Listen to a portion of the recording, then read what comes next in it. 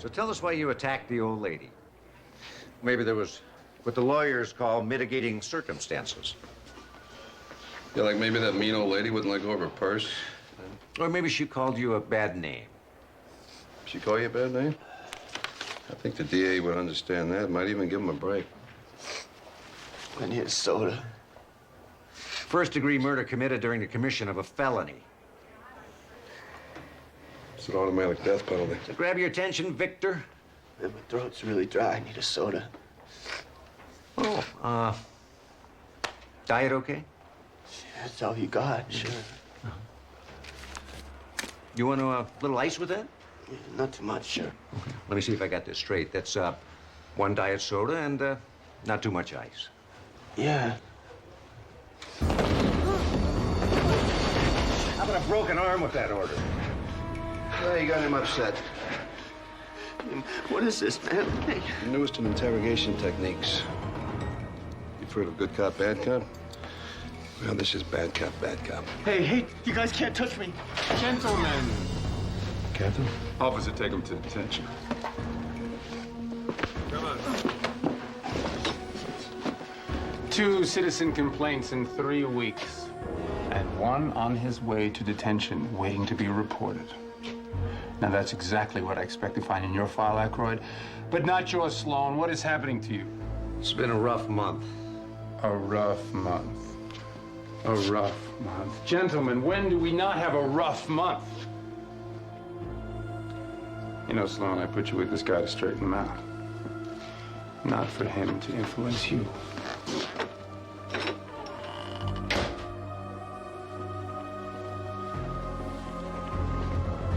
Last time he was on the street, the Kennedys ran D.C. He doesn't know what we're up against. He doesn't give a damn either.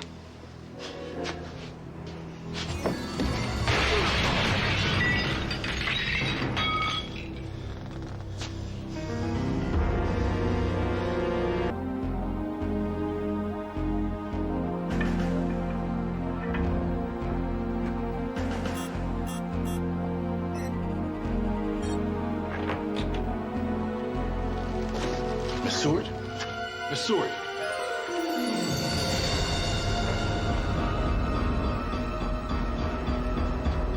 Is she dead? Yeah. Did you see anything? I just came on duty. You stay here and secure the area. I'll call the police. All right.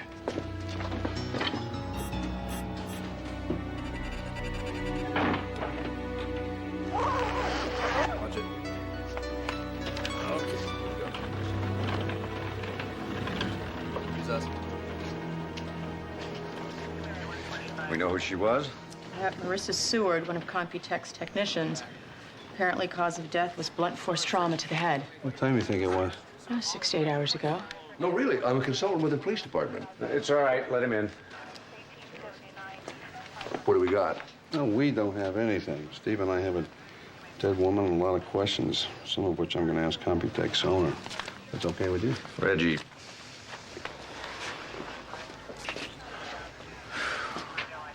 How did Steve end up with a guy like that? Oh, Reggie, Steve's old training officer. He's been having a little problem lately, and the department asked Steve to try to get him back on track. Nice assignment.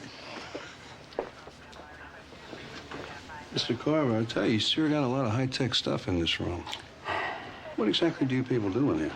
This was a clean room, a sterile environment where we recover and repair damaged hard drives. Temperature, humidity, and dust are all tightly controlled. Even the smallest particle can destroy sensitive information. Was Marissa Seward doing anything particularly important? Good question. I would never thought to ask that. We had a rush job. DBC Insurance is under investigation for money laundering. So when the company deliberately crashed their hard drives, the Justice Department hired us to resurrect the information. Where are the DBC discs? Still on Marissa's workbench. Tell me about your security system. Well, for entry and exit, a right thumb must be placed on the scanner, which checks both print and pulse. What happens if one of your employees has a gun put to his head? Nothing. If the pulse of an authorized entity is outside a specified range, the mechanism will not engage. Does the security log show anybody entering or leaving the room besides Marissa during the night? Doc, we're trying to work here, please. I'm sorry. Sorry. Did anybody enter after Marissa Seward? No. And the door wasn't opened again? No, not until Carl came in this morning. He's the guard that found the body? Yes, Carl Jackson. He was doing his final checks before going off duty. Warren Decker was the second man on the scene. He was Carl's relief officer. You know, this is a magnetic screwdriver. That's odd. Screwdriver's magnetized, Doc. We know that. Thank Well, you. you don't want to have a magnetic anything around a computer. Anything magnetic will wipe the hard drives clean. Did you find the magnet? Not yet. Doc, I really think we've got the situation handled here. Well, I'm just trying to help. I know. But when we need your help, we'll ask for it, okay? That's enough, Reggie. Just back off. Well, I don't know. Unless you got any more questions for Carver, I think we're done here.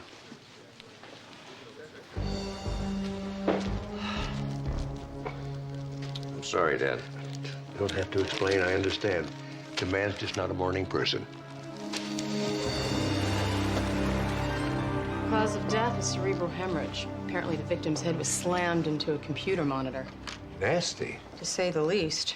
Her core body temperature indicates that she died almost immediately after entering the clean room. After locking the door behind her. Excuse me. I'm just a little confused. I thought we'd already established the fact that Sloan and I are running this case.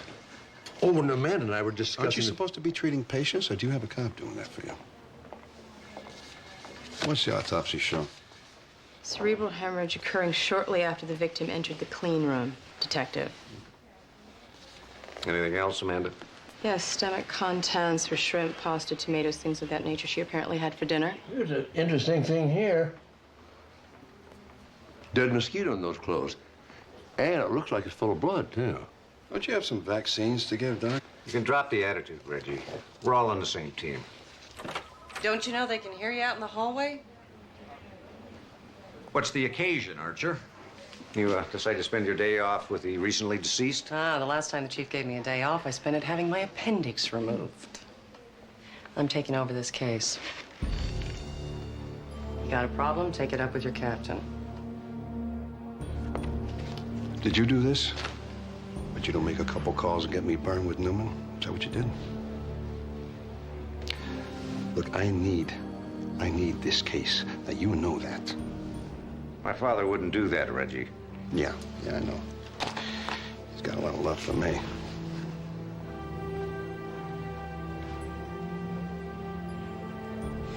Now that we have that settled, how about filling me in on the headlines, Dr. Bentley? Sure, why not? For the third time, the victim died of cerebral hemorrhage. Her head was smashed into a computer monitor. I don't know why I always have to be the rape bait. You know, next time one of you guys can wear a wig and a Dolly Parton bra. This is ridiculous. What's that? If we didn't have to babysit you, I wouldn't have been pulled off a murder investigation for a routine rape stakeout.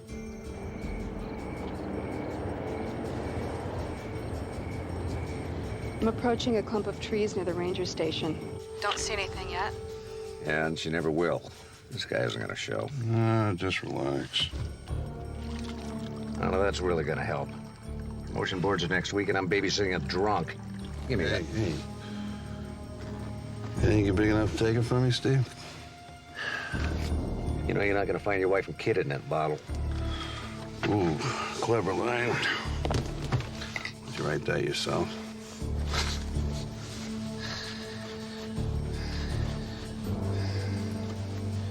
You have no idea what it's like to have your family walk out on you and disappear.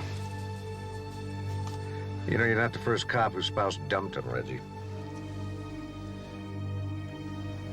It's been a year, Reggie. Get over it. Okay, I'm past the ranger station and nearing the bathrooms. My wife didn't abandon me. Jack Sykes took Marcia, my daughter. He's got him hidden out there somewhere. Yeah, getting his revenge. There's only one problem with that, Reggie. You've got no proof. Well, why would I make it up? Well, maybe because you can't face facts. Like your wife left you and took your daughter with her.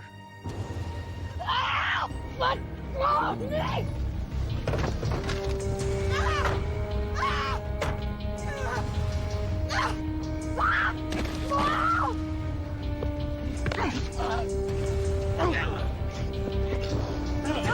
You all right? Yeah. Call for backup. Officers need assistance. All units in now. Hold it!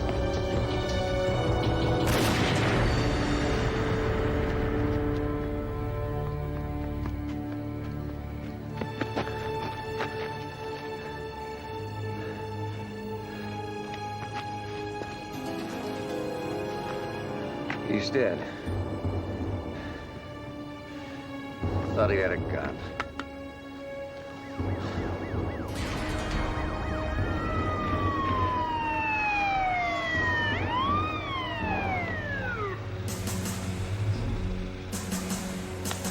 What are you doing? Relax, it's coming.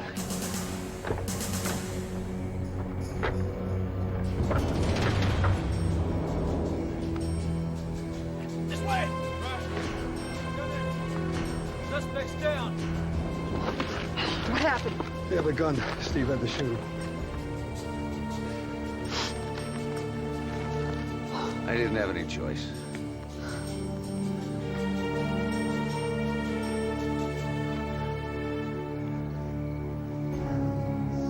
Let me understand how this went down.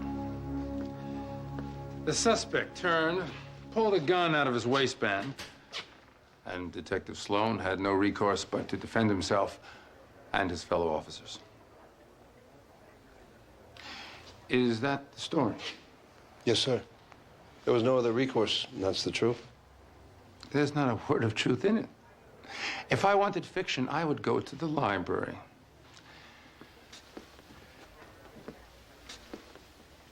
Sloan, we all know what really went down last night.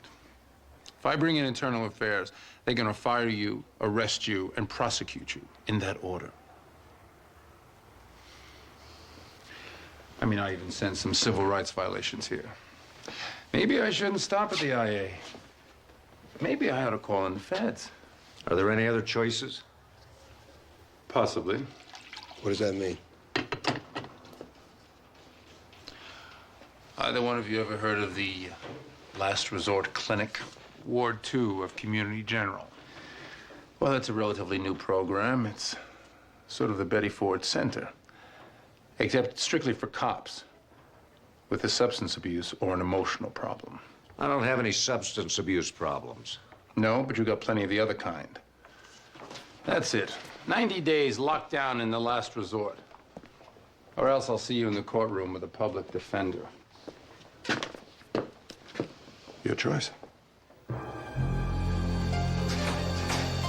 Sloan, Aykroyd. We've been expecting you. And you are? Dr. David Sinclair. I'm in charge of this establishment. You want to sign in and empty your pockets?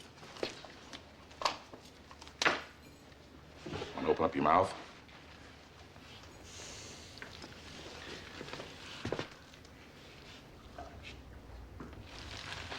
Never know what you're going to find.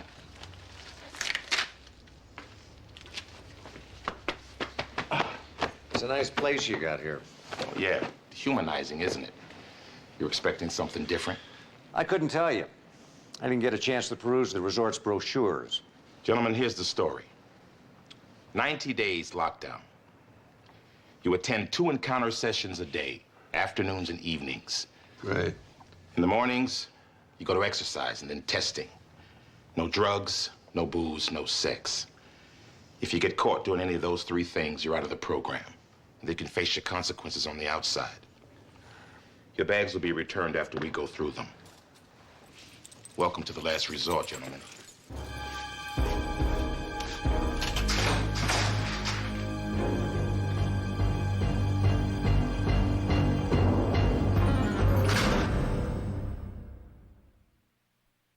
Hangout will all happen that way. That's the way it's supposed to happen. Gentlemen. Fresh meat, fresh meat, fresh meat. Settle down, Delroy. Hey, you'll have to excuse him. 10 years undercover with skinhead speed dealers has left Delroy a mite hostile. I love being assessed by a woman, first of all, whose idea of a police procedure is snorting coke with suspects. I was hoping that we'd all pass the show-off stage. Have a seat, gentlemen. You know, if you can't psychobabble better than that, none of us are gonna get cured. None of us are gonna get cured. Dad, what are you doing here? Dr. Sinclair asked me to come. I tell you, Steve is the last guy I'd expect to end up in Ward 2. Yeah, but Jesse, it's not something that just happened overnight. I'm sure it's been building over time. Yeah, but we should have seen the signs, you know? I mean, we're his best friends. Steve keeps everything inside. He's the one person I know that's been through so much and doesn't show it. We still should have seen it coming. Maybe it's because of the way we feel about Steve that we blinded ourselves to his problems. Well, whatever was going on, I'm sure he had no choice but to shoot that guy in the park. You do believe that, don't you? You paged me? I'm assuming that means the autopsy report on Seward is ready. Yes, but there's something else I want you to take a look at. Mark Sloan discovered a dead mosquito on the clothes she was wearing. Uh-huh. I'm kind of in a hurry. The chief has got me on 3 other cases besides this one. If you could just give me the report. So I spoke to a forensic entomologist who specializes in mosquitoes. In his opinion, the deterioration of its corpse puts its time of death approximately the same time as the victim's. I'll keep that in mind. You got that report?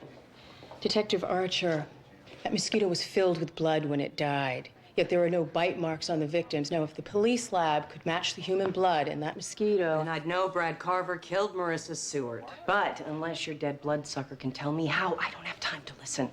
Brad Carver, the owner of Computech? He's trying to take Computech public, which would mean millions for him.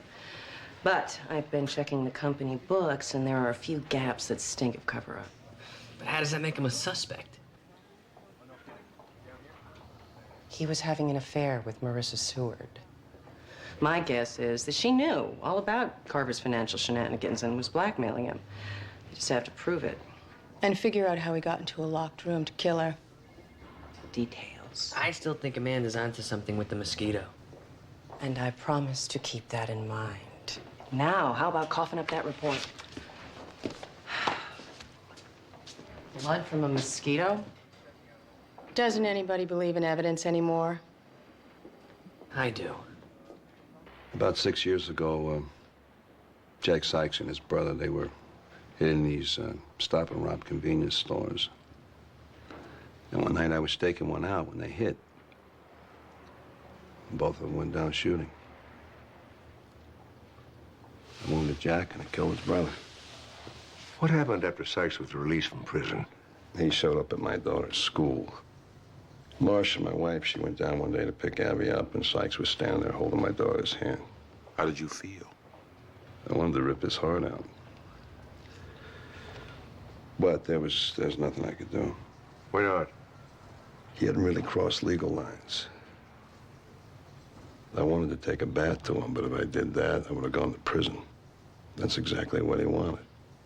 I take it your wife and daughter didn't react well. No, Abby was a kid. She's young. She didn't understand what was going on. Marcia was a mess. We had a few problems here and there, but nothing we really couldn't work out. Bud Sykes, he made everything worse. He kept up the pressure. And he told me that he was going to take Abby and Marcia away from me. And I didn't believe him. You see, I thought I could protect them. And one day they were gone. Couldn't they have left of their own accord? I mean, let's be honest. You weren't exactly the perfect husband. But I was a good cop. And I would have found them. Oh. Maybe she's better at running away than you thought. Can't stay angry forever. You just gotta let some things go, you know? My daughter was only 8. Would you just let your wife and daughter go? Is that what you would have done? I wouldn't have lost him in the first place. Sloan, you're in the barrel next. I should be out there looking for them right now.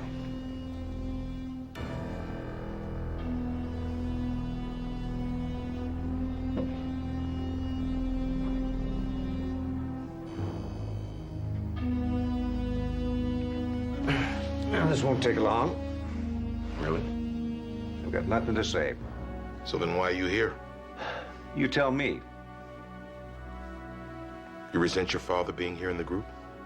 No. Well, then why were you so upset when you first saw him here? I wasn't upset. Just surprised. Aren't you a little embarrassed that your father has to see you here in the group? Well, we shouldn't be. He has nothing to be embarrassed about. I'm very proud of him. Even after he murdered a man in cold blood? He didn't murder anyone. The shooting was justified. You know your son so well.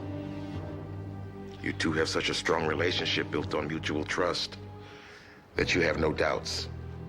None at all. Steve and I never have held anything back from each other. How about it, Steve? You want to say something? Want to tell your dad about some of the stuff that you're holding back that he doesn't know about? Come on, Steve, I'm here for you.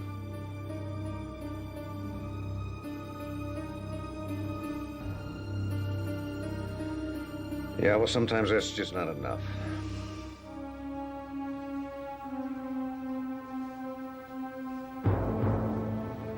Shouldn't have held back from your father like that. Family's important. I ought to know I don't have one anymore. Saying I should have told him and the entire group what really happened in the park? No, I'm just saying that you... Listen, Reggie, when you figure out how to handle your own problems, then you can tell me how to deal with mine, okay?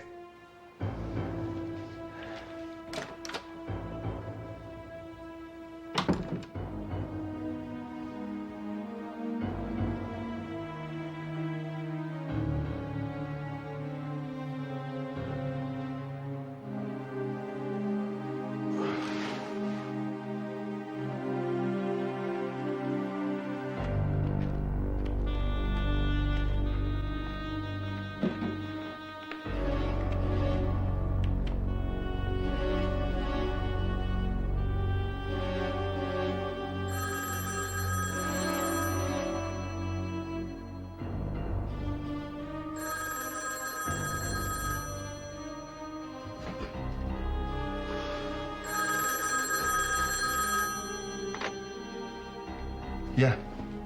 Daddy? Abby? I've still got them. Who is this? You know who this is.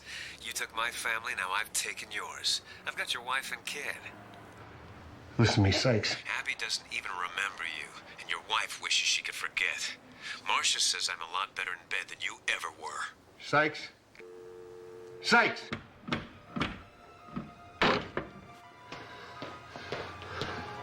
That was him on the phone. He's got Marcia and Abby. I heard Abby's voice. On this phone? You see any others? That's not possible. Why not? There's no dial tone.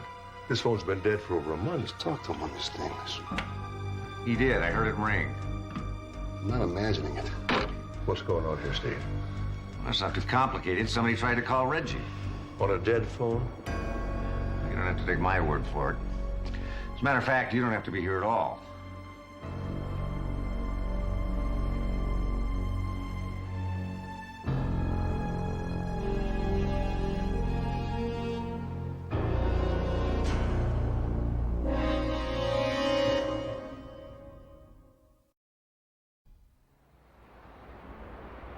What have you come up with now? A murdered butterfly? A squashed ant? We found a stain over here on the floor, and Amanda had it analyzed at the path lab. Okay, so dazzle me. Sugar-free grape jelly and organic peanut butter. Congratulations, you've just solved the mystery about what the victim had for lunch. You know, Detective, you really should take a look at my autopsy report. There was not a smidgen of peanut butter or jelly in the victim's stomach. Marissa Seward was a top technician. There's no way that she'd be eating in the clean room anyway. Plus, time of death shows that she was killed almost as soon as she entered the clean room. Okay, but what does it prove? Well, it proves that the killer is somebody Marissa Seward knew well enough to let into this room. Only the door closes automatically, and it was never reopened from the inside. If the killer followed Marissa in, he would have been trapped inside with her. I'm not saying he wasn't. All right, come outside, we'll show you.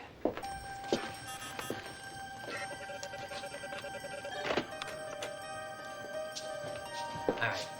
Amanda, you be Marissa, I'll be the killer. Detective Archer, since they already have your thumbprint registered at security, you open the door, we'll go inside. Once the door has closed, open it again, go directly to the body, just like the security guard did, okay? Okay.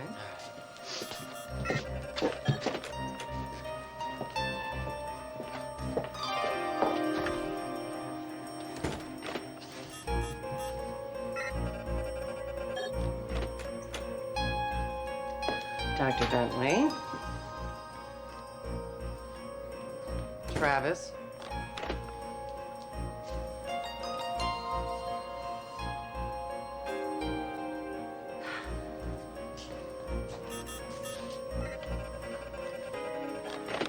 Okay, I get it, Hotshot. You were behind the door when it opened. It's just like the security guard. You went straight to the body, and I slipped out the door before it closed behind you. There's no way the killer could have gotten out before Carl opened the door without leaving his thumbprint on the security log. And he couldn't have dragged the victim over here to use her thumbprint because of the security's pulse detector. Would have detected she was dead. He had to wait for a live person. But what about the peanut butter and jelly stains? Well, he knew it was going to be a long wait, so he brought along a little bite to eat. That's why the mosquito is so important. Why did I know this was coming? Marissa Seward's blood type was type A. The blood I recovered from the mosquito was type O. And the purifier here eliminates all the dust and the flying insects. So the mosquito entered with the killer and Marissa. It then bit the killer, and then before being crushed, landed on Marissa's clothing. Detective Archer, we're not trying to tell you how to do your job, but you might consider looking into Computex personnel files for the employee blood types.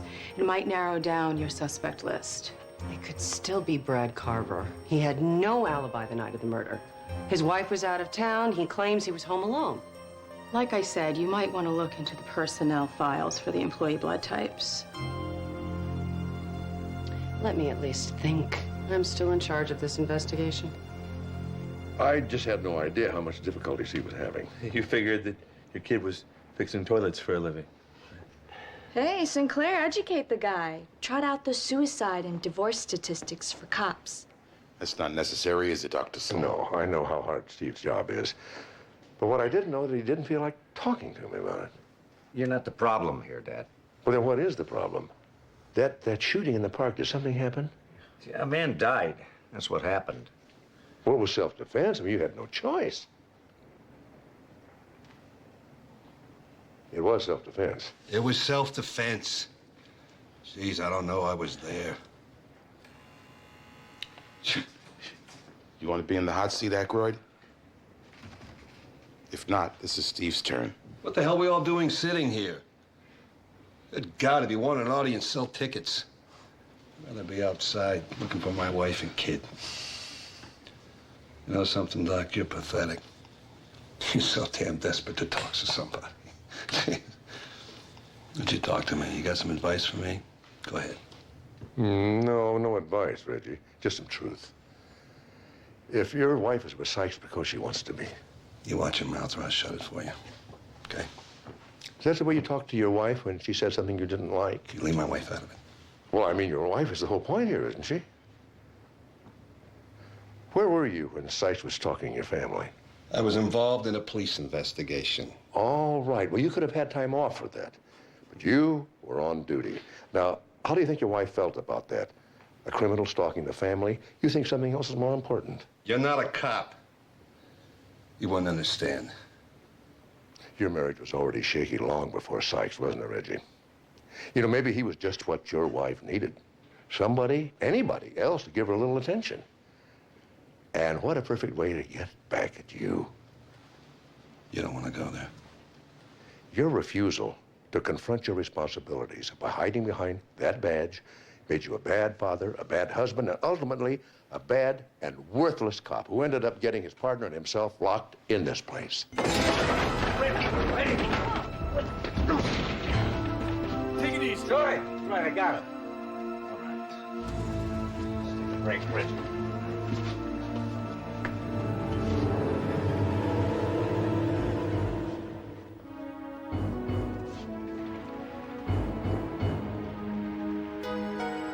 What the hell is the matter with you, Reggie? Why'd you take on my father like that? Therapy. Stay away from him. I won't hurt him. You're the one I'm worried about. You were so in love with your dad. Why didn't you tell him what happened in the park that night? Maybe you're afraid he won't love you anymore.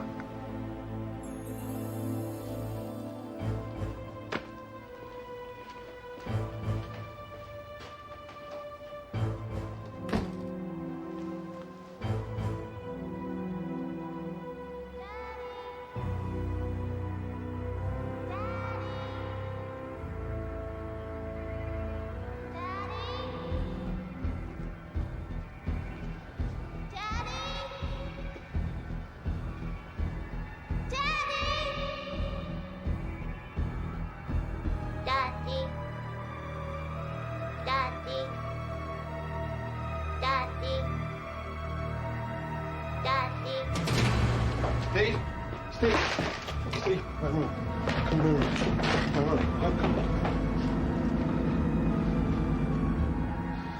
It was right here. It's right here. It talked to me. What did? It's right here. The doll, Abby's doll. It's like the one in the picture right here. It was right here, and it talked to me. I saw it. Reggie, there's no doll. It's all in your head. Sykes doesn't have your wife and daughter. They left you, plain and simple. Accept it and get over it. Phone call. What about the phone call? Now you heard the phone call. Reggie, I backed you up because I'm your partner. I didn't hear anything, and neither did you. It was all in your imagination. Steve, you gotta help me get out of here. Please, you gotta help me find Sykes and my family, please. Please. Reggie, I don't even know if Sykes has your family. Listen to me. You gotta trust my instincts. I trust yours. Please.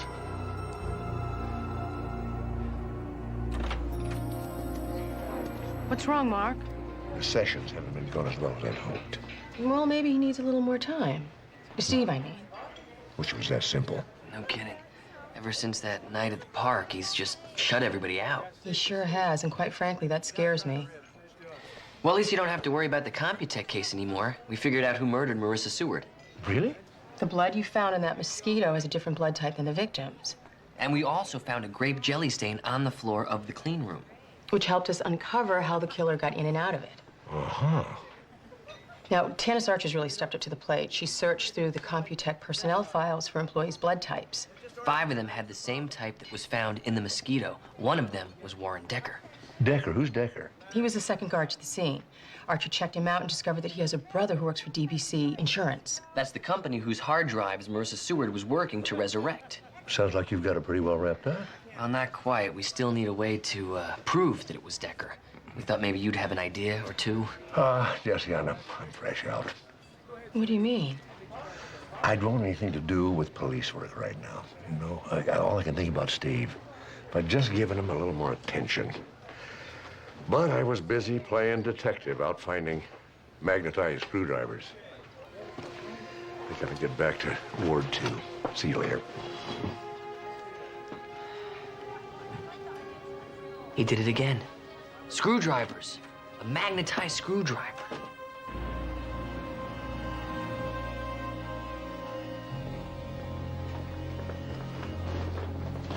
Listen, Dad, you got a minute? Sure. Talk? Yeah.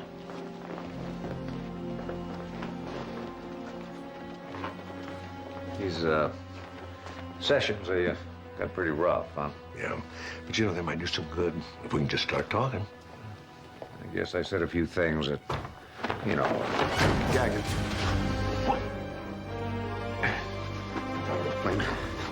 Speak. It's easy, Reggie.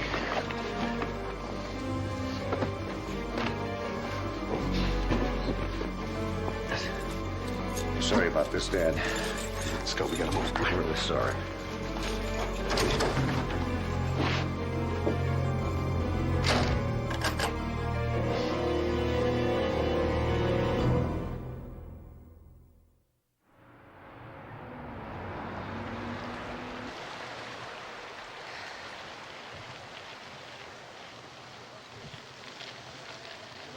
Hi. How's it going? Fine. A perfect day, huh? You're lucky your company has a patio like this. Take your breaks out in the open air, maybe get a little tan. Do I know you? Yeah, I'm Dr. Jesse Travis. You remember? I'm consulting with the police on Marissa Seward's murder. I hope you find the guy that killed her, man. She was a good lady. Peanut butter and grape jelly. That has got to be my all-time favorite sandwich. This is tuna. You want half? Oh, no. Thanks. Is that a mosquito bite? Oh, I hadn't noticed. You want half of that, maybe? I hate mosquitoes, but unfortunately, they love me. You know, if there's one within 100 miles from here, it finds me. And that bite just itches for days. They don't bother me. Did you know that police labs can actually recover blood from a mosquito? Yeah? Yeah. Like you're type O, right? If a mosquito bit you, the police lab would be able to get type O blood from its sac. How do you know I'm type O? Because I'm type O. I mean, you can always recognize somebody with the same blood type. It's a little trick they teach in medical school. Is that right? Well, that must have been pretty horrible finding Marissa Seward dead. Pretty ugly. Never thought I'd be dealing with dead bodies working at a computer company, you know? You know, it's a funny coincidence, though. What?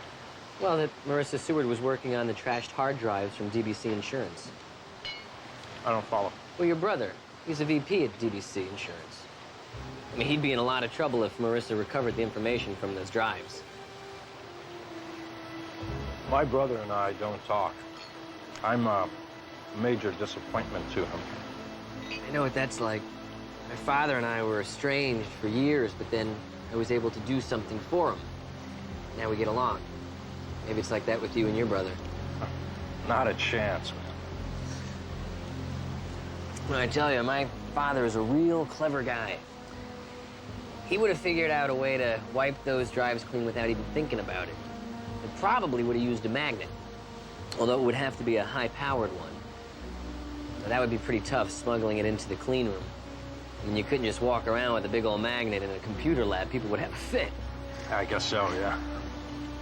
Although I guess you could smuggle it in a lunch bucket. That would have to be a plastic one, because if it were a metal one, like yours, it would become magnetized. Like that.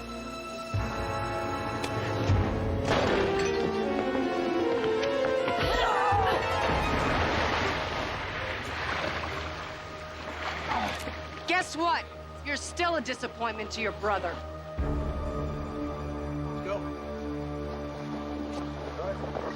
I'm beginning to see why Steve likes working with you so much. This is where Sykes lived before he got arrested. After he got out of prison, he came back here and used it as a base. Reggie, the investigation into Marcia Abbey's disappearance must have started here. I kind of doubt you would have overlooked anything. Well, you know what they say about good police work, huh? You always start back at the beginning. Then where's Jack Sykes, partner? Because I don't see him. What's he hiding under here?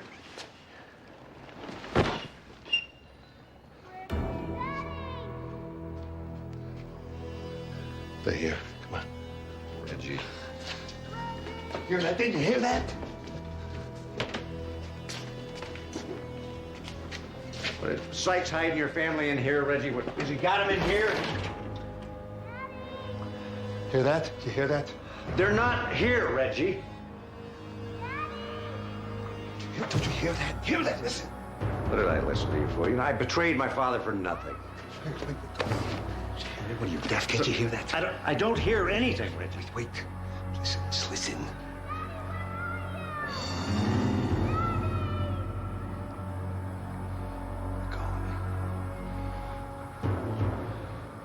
Call me from over there.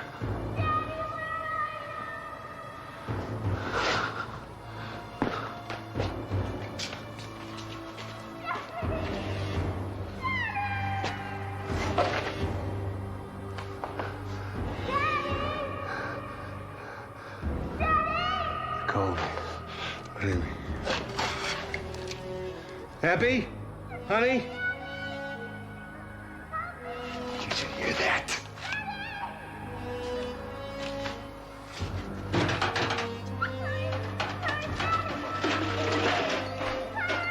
Hang on, baby.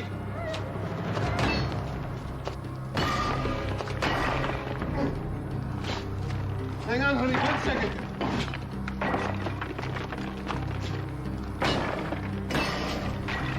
Almost there, honey.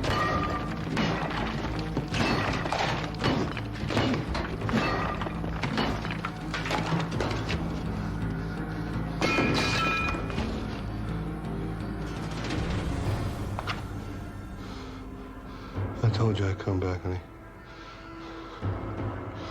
I told you I would. You're safe now. Both of you safe.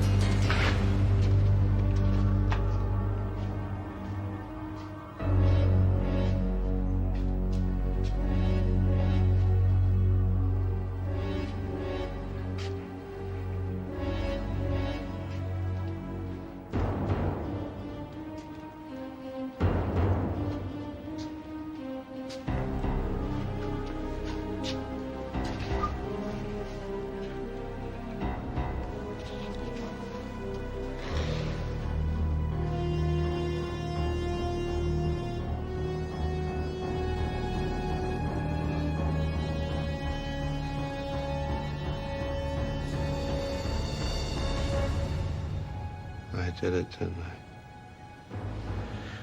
We always thought you did, Reggie. But there was no evidence. We had to set you up, Reggie.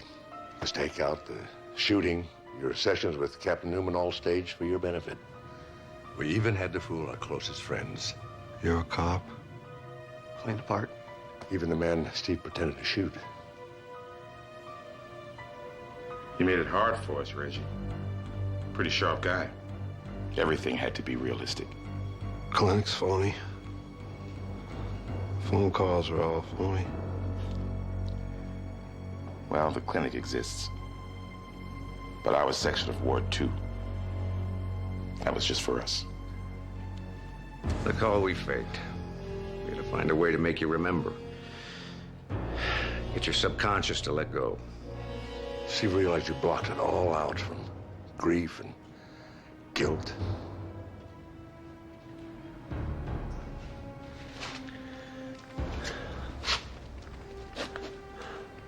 How did it happen? Got them in bed together, Steve.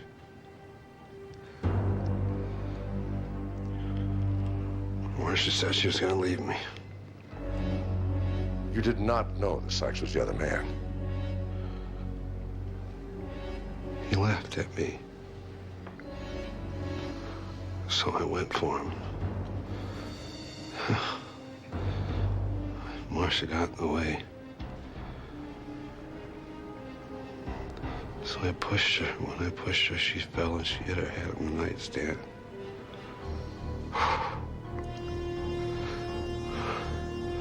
Sykes pulled out a gun. We fought for it. And Abby ran into the room, and the gun went off, and he killed her. Killed my baby. Because I shot him, Stevie. And I shot him, and I shot him, and I shot him.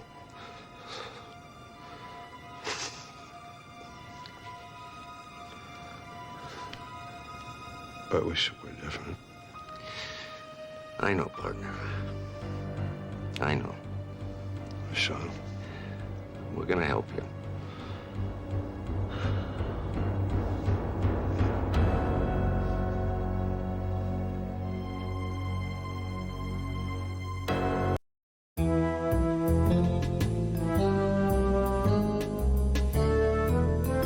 Dr. Horace Chilworth, 36, very attractive, research scientist.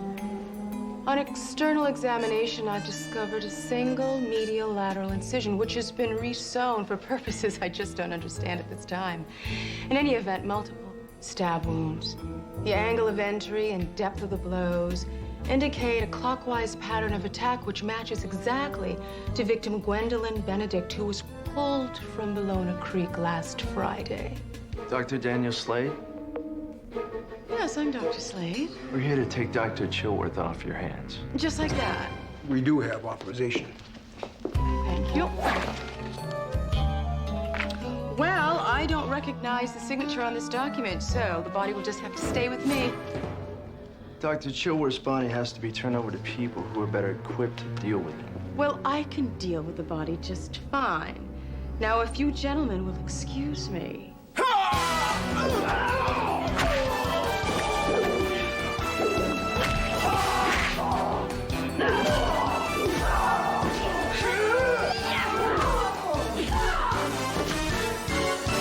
Great! This is the best opening that you've ever written. I'm not just saying that because I'm your agent. Well, thanks for the compliment, but I mean, another 350 pages like this, and yeah, you've got your 5th bestseller on your hands. Not even Sue Grafton started this fast. Well, I'm glad you're so optimistic. So, where's the rest of it? Jim, there's a little problem. That's all. Oh, what? All the pages I've written. I haven't got any more.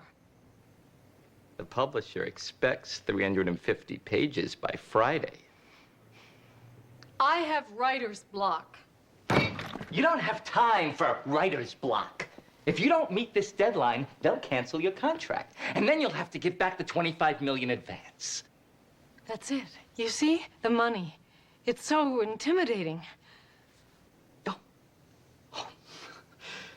Forgive me for being such a great agent.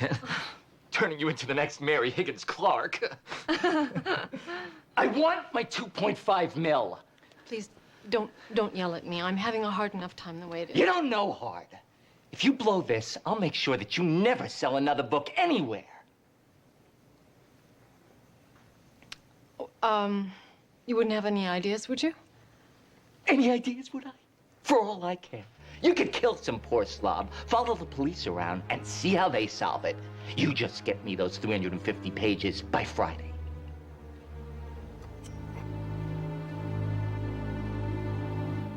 Okay.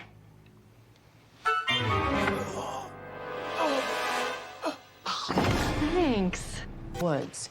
But his body was kept in a freezer for 6 months. Now, if it weren't for the forensic entomologist who was able to calculate the amount of maggots in his chest cavity, we might never have known. That's disgusting.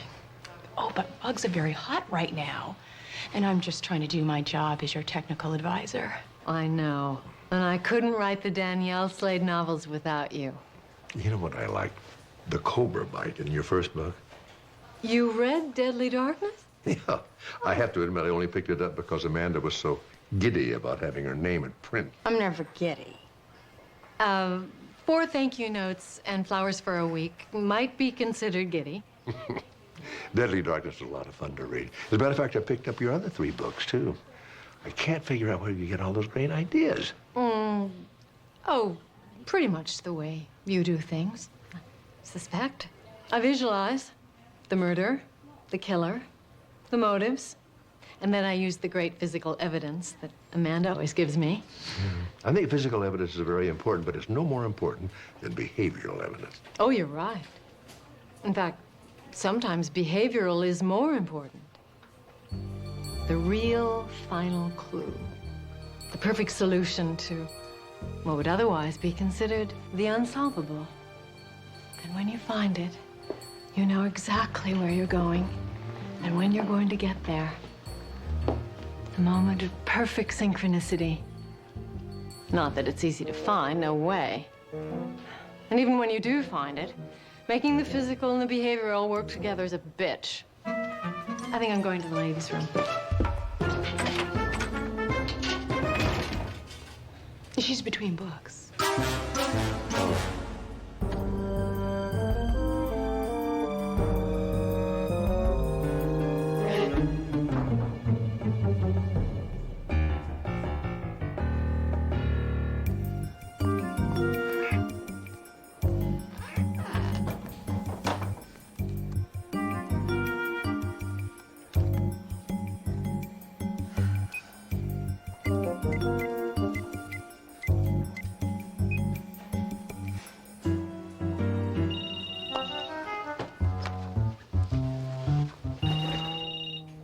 It's Kay's purse.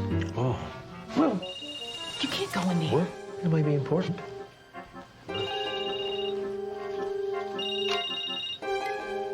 Hello? Hello? Kay? You there? Kay isn't here right now. Who's this? It's Jim. Why aren't you there? Call me. Hello? Kay isn't here right. Static.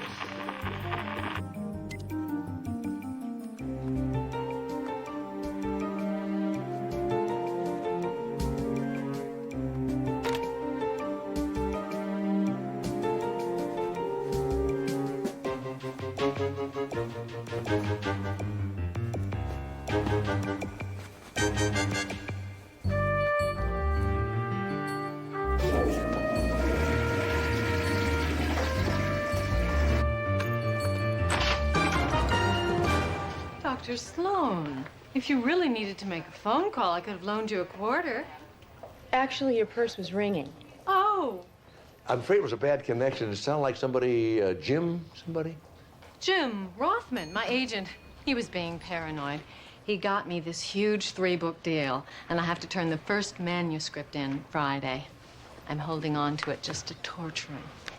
Maybe you ought to call him back. Oh, not until after we have lunch. He won't stop being twitchy until the check clears. I should have been a call girl. It's a lot easier way to make a living. It's her process.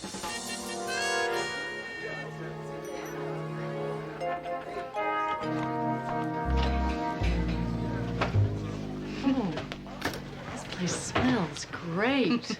And you really own it? Yeah, me and my son, and that bleary-eyed young man in the scrubs over there. Let me go take care of this, excuse me. Busy, huh? No kidding. 12-hour shift, 3 nurses out sick. We had a bus crash and an outbreak of chickenpox at a computer conference. Ow, and now this. What is this? It smells like coffee. So does that stuff at the hospital, and we all know what that tastes like. This is my restaurant. I ordered Costa Rican. Where is it? Steve, he canceled my beans. How could he cancel my beans? I let him have these plastic little ketchup bottles, and I want my coffee. There's been a homicide. Okay, I'm sorry. We need you to identify the body.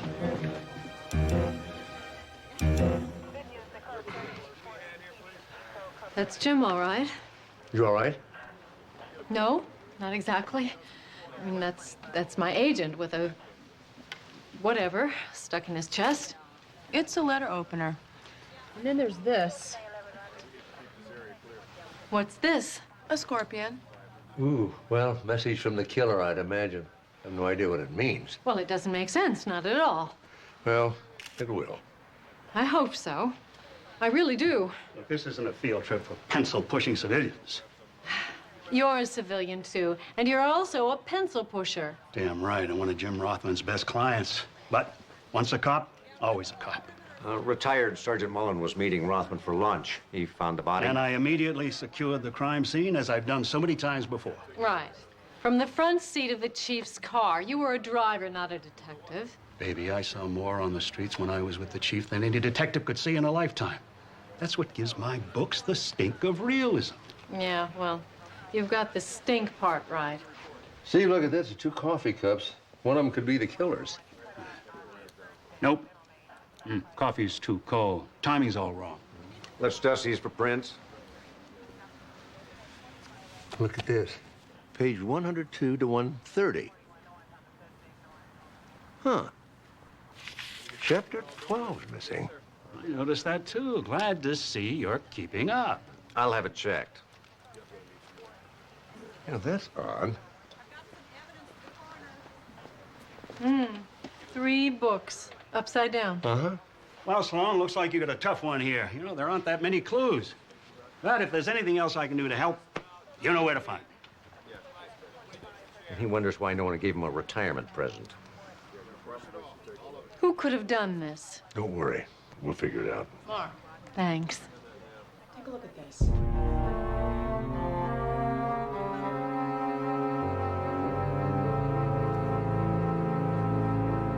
Let's see what clues were left behind. Well, for one, there was the letter opener left in literary agent Horace Chilworth's chest. Somehow appropriate, yet ordinary. Then there were the 3 mundane textbooks, all turned upside down. Greener Grass in 6 Days, Kickboxing with Dickie Kimber, and Low-Cal Desserts for 2. Ordinary.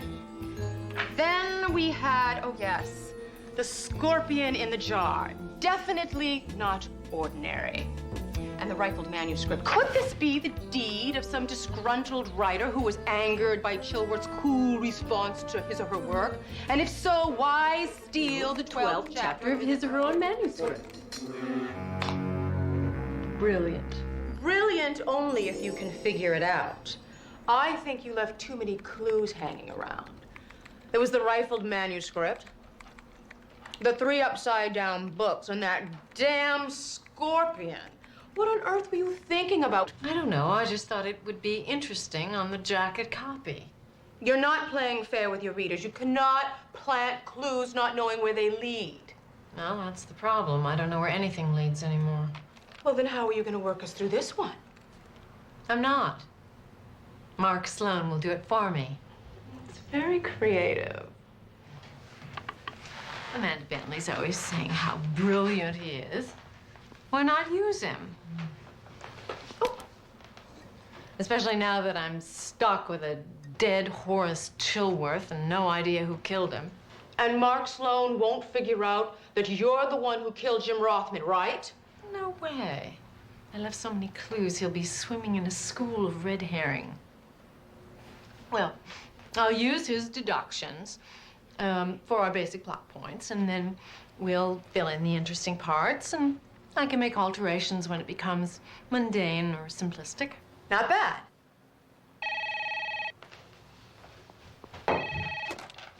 Hello?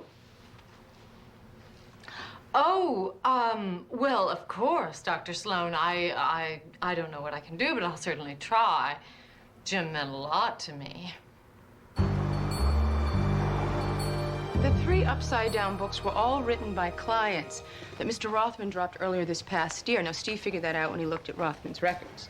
Well, Steve checked their alibis. One of them's dead, and 2 of them don't even live in L.A. anymore. So if there's a message there, I don't see what it is. Well, we can't be stumped already. I mean, you said yourself that there was a chapter missing out of that manuscript, and perhaps the killer took it with him. Especially if the chapter included something damaging. Well, I don't think that's it. I mean, it was written by that actor, Bruce Blazer. He doesn't have any secrets. Everybody has secrets. Not Bruce. And even if he did, he'd use them to get himself a cover story in the National Enquirer. How can you talk about the star of Tuttle and the Mummy like that? Tuttle and the Mummy? You know him? Sure. Harry Tuttle and his partner, the Mummy, were supernatural crime fighters in a 60s TV show. They rerun it on one of those cable stations at 2 a.m. What, you guys never had insomnia? Not that bad. Tuttle and the Mummy was canceled in 1968 and became an instant cult hit. Bruce has been living off the persona ever since, and writing these disgustingly effective occult thrillers for the last 10 years. The man's a walking money machine. Well, then he wouldn't want to kill Jim Rothman. Unless he suspected that Jim was trying to cheat him. Loyalty wasn't exactly in Jim Rothman's lexicon. We'd better find out what's in that missing chapter. So let's go. I don't think so, because this is a police investigation, and I am the police. But you're not a writer. I know these people. I know this world. I could save you a lot of time. Jim was my agent. She's right. She'd be a big help. I don't know why I bother.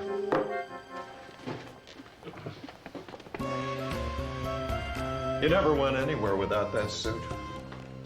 My partner, the Mummy, fighting evil whenever it threatens the innocent. That's good. Ted was largely responsible for the success of Tuttle and the Mummy. The fans loved him. What happened to him? He was clocked by a golf ball on the 17th hole at Pebble Beach. Turned him into a vegetable. That's when I started writing. Doing personal appearances without him just seemed all wrong. The demon roared with indignation at the intrusion into his dark sanctuary by such virginal interlopers. Creeping crawlers. The prose is a little purple, isn't it, Bruce? Not the gritty realism of Daniel Slade conducting autopsies in a halter top. At least I can write. We didn't come for a literary critique, so if you could just print us out a copy of Chapter 12 of your latest manuscript. I don't use the computer. Dyslexic. That must make it hard. Dreadfully. Well, maybe you could just tell us what was in it, then. Yeah. Actually, I haven't read that far. It's your book. All those stunts I did on the show did bad things to my short-term memory. Or maybe you didn't write it in the first place. You have a ghostwriter? Sid always said that writing is 10% inspiration, 90% perspiration. I don't like to sweat. Sid Abernathy? That no-talent drudge is your ghostwriter? My creative collaborator. Well, don't be so shocked. All writers need a little help now and then. Well, maybe we should have a little talk with your helper.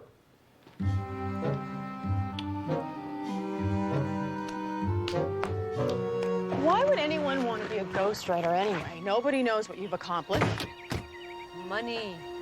Besides, those books would never sell under Abernathy's name. Well, how would he know if he didn't try? Oh, he did. Remember that passage I read from Bruce's book?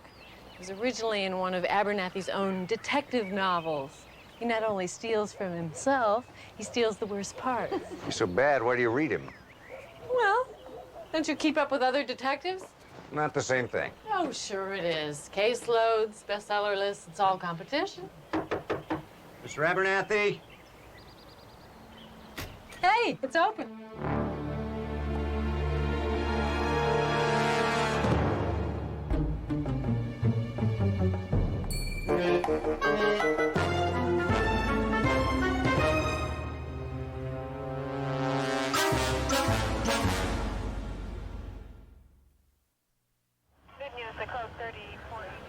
Hey, Sergeant Mullen.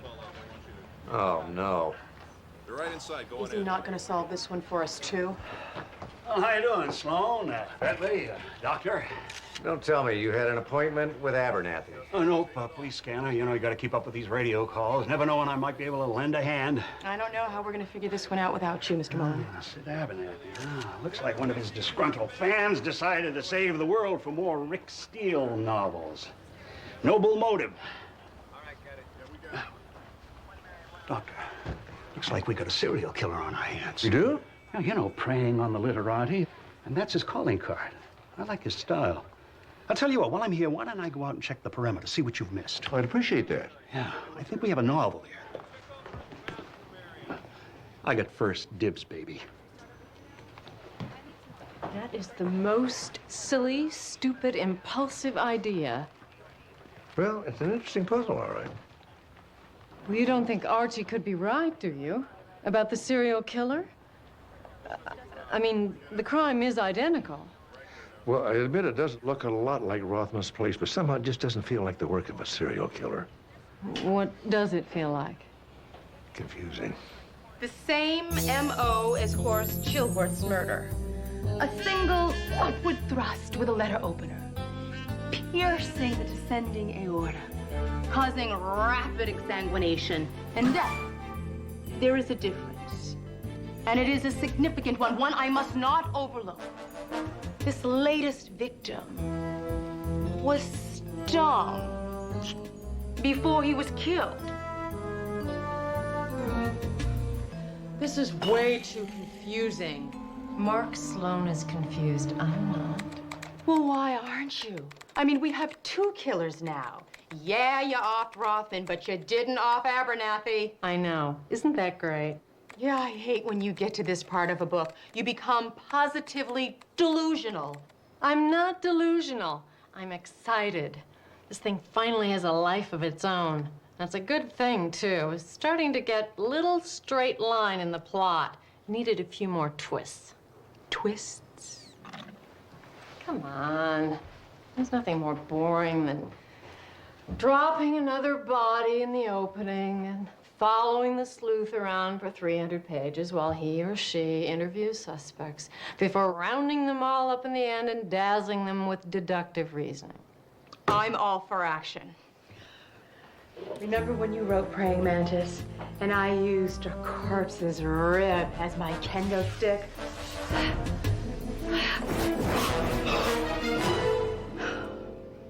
Yeah, that was good. I don't know who killed Sid Abernathy or why, but this shows that if you plant a couple good what-ifs, the whole narrative just lays itself out. Oh, if you really believe that, you would have had a manuscript ready yesterday. A dull one. This is definitely not dull. Well, you're right about that, at least. Where do we go from here? Where else? Back to Mark Sloan. Oh, I asked for coffee. I know, but there will be none. At least not until the good stuff gets here. Hey, I know these books. That's a Dance of Death series. Rick Steele, super spy. Fast with his fists, faster on his feet. Jesse has very low literary standards. Yeah, Sid Abernathy happens to be a great writer. His constant reworking of specific themes And scenes. makes him one of the most complex contemporary American writers. I mean, look at Cha-Cha Choker's brilliant use of metaphor. And then there's Lindy Hop Lunatic, all right? And that one, Rick is chasing after this serial killer who preys on swing dance competition. Look at this right here. Cha-Cha Choker right on the edge of Jim Rothman's desk. That one was great. And that one, Rick Steele uses a dead guy's rib as a kendo stick to battle the forces of evil. That Cha-Cha Choker is missing from Abernathy's personal library. You mean he took an already published book to his agent? That doesn't make any sense. Well, maybe not, but the lab guys found something in Abernathy's computer that does. A blackmail note. The whole world will soon know the lying thief you really are. I guess ghostwriting just doesn't pay enough. Did you find that chapter 12 from Blazer's book that Abernathy was ghosting? Mm-hmm. The hero, who thinks he's turning into a vampire, gets on a plane for Albania and reviews the eerie events of the past 11 chapters. And if there was information the killer wanted to hide, he would have had to take the entire manuscript. At least that red herring is dead. I told you left too many clues lying around. You know, this isn't working. Why don't we just drop it? Why, when it's just getting interesting? We managed to trace the jars the scorpions were in.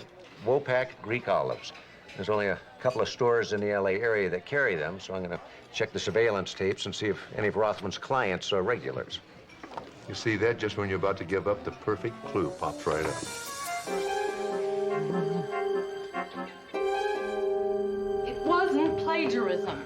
My subconscious merely borrowed a few elements from a book I barely remember reading.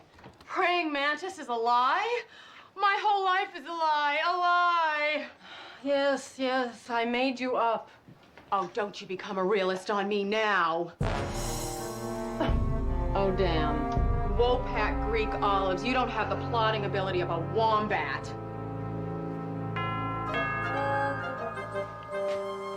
Go away.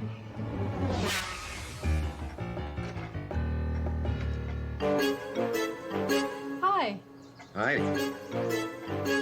Yeah, come in.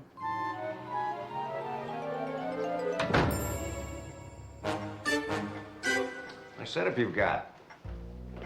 Everything you need, huh? Tools of my trade. Can't do without them. Kind of like surveillance cameras are the tools of my trade. Kinda, I guess. You take a nice surveillance photo, especially the one from Lindler's Market, where they sell these Wopak olives. Glad you left the scorpion home. Oh, there was no scorpion. I got this from a recycle bin. You were digging in my garbage? It's always interesting. Look, Lieutenant, don't play cat and mouse with me. It won't work. I didn't kill Jim Rothman. Well, we don't think you did. You don't? You didn't have motive. I mean, he'd just gotten you that big deal, and he didn't have opportunity. He called you before he was killed, and from that point on, you were with Dad and Amanda. I know that. But you were at the scene of the Rothman murder. You went over every piece of evidence with us, and it made you realize it was a perfect opportunity to kill your blackmailer. What blackmailer? Sid Abernathy, Sid wasn't blackmailing me. even though you stole from Cha-Cha Choker.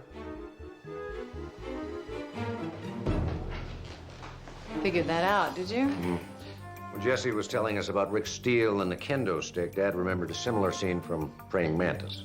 Where Danielle fights off the bad guys with the corpse's rib. You did plagiarize Abernathy. Borrowed, unconsciously, just a tiny part. But I didn't kill him. I'm not a copycat. Then why were there olive jars from your favorite brand at both murder scenes? I wish I could answer that. So do I. Since you can't, I'm afraid I have to arrest you for the murder of Sid Abernathy.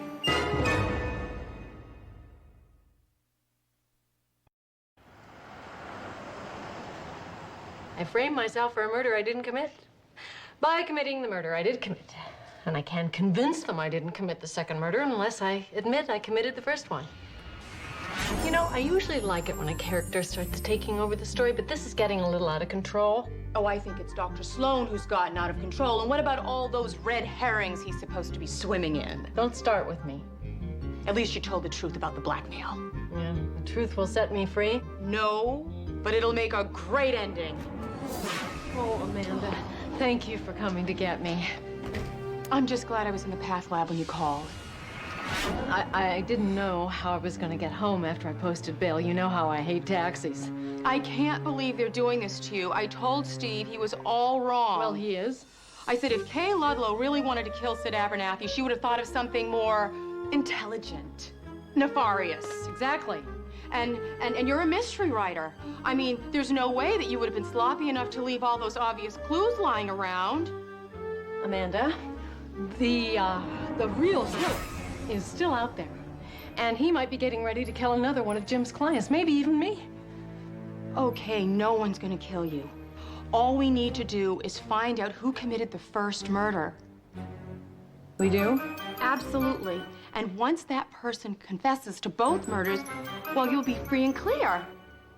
Yeah. Right, great. Okay. Come on, let's go over and talk to Mark about it.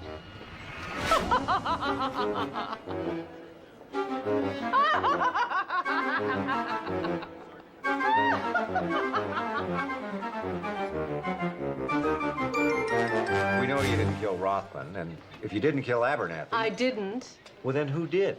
And where did he or she get the olives? You know, Steve didn't find any more of Rothman's clients on that surveillance tape. Ah, real coffee. This is from that designer coffee shop down the street. Good, huh? And $1.75 a cup. And worth every penny. Why can't you just get some brown crystals and drown them in hot water and leave my profit margins alone? Hey, didn't you kill Sid Abernathy? No, she didn't, Jess. I knew he'd believe you. You know, it's possible that this was about killing Sid Abernathy, and murdering Jim Rothman was just to point us towards Kay. And since Rothman called Kay just before he died... She had an alibi the real killer couldn't have known about. So who is our killer?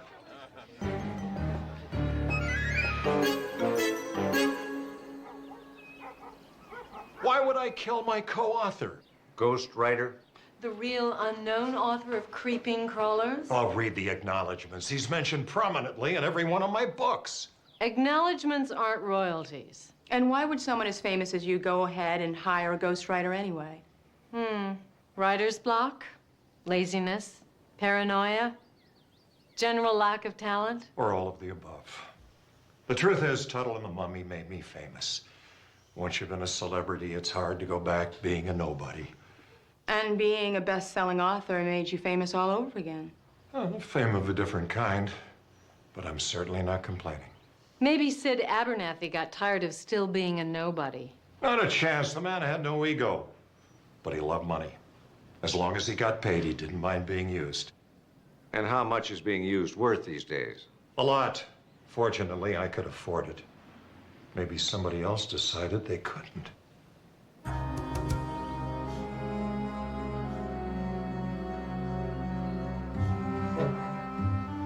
So where are we going now? Dad's found something at Abernathy's house.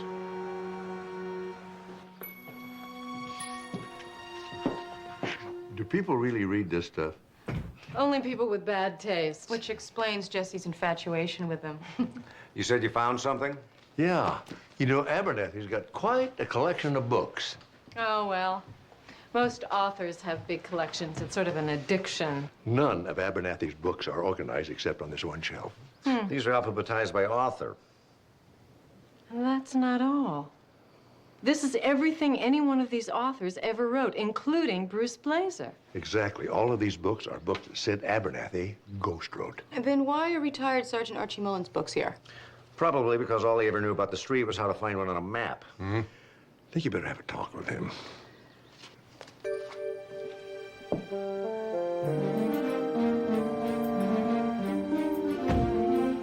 Calling in reinforcements? Shut up. Archie, this is a friend. Yes, darling.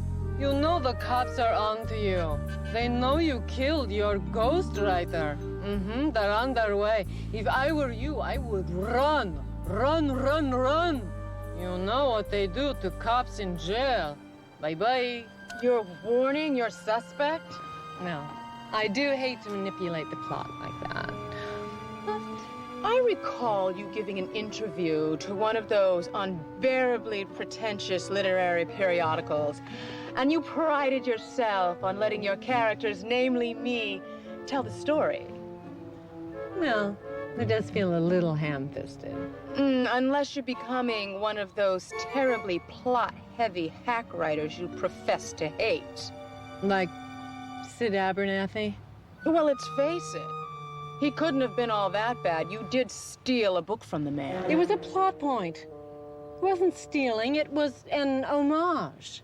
I thought you called it unconscious borrowing. Look, Danielle, this is the only solution, okay?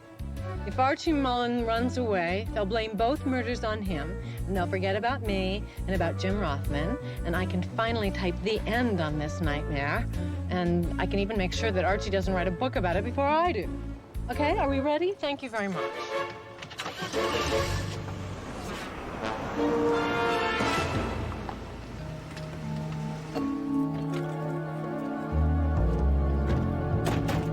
I did some more checking on the way over.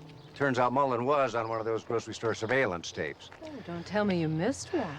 No, one of the clerks took it home to record a couple of South Park episodes. Yeah, but lucky he didn't tape over everything. See, in real life, not everything comes easy. No. At least you were able to locate that pet store where Mullen bought that scorpion. Oh, no. People use scorpions as pets? No wonder Mullen used a ghostwriter. He's not very good at hiding his setups. Get out of here, Sloan! You're just making this worse, Archie. You know what it's like for a cop in prison, Sloan? Now get out of here! I'm calling for backup, Archie. You know what happens if you don't give it up now. Yeah, this! Drop it, Archie.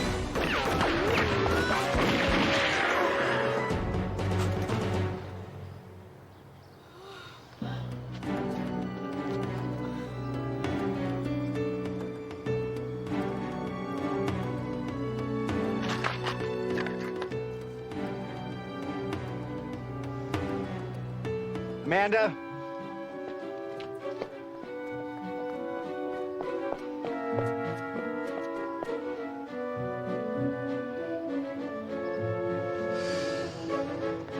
Call it in.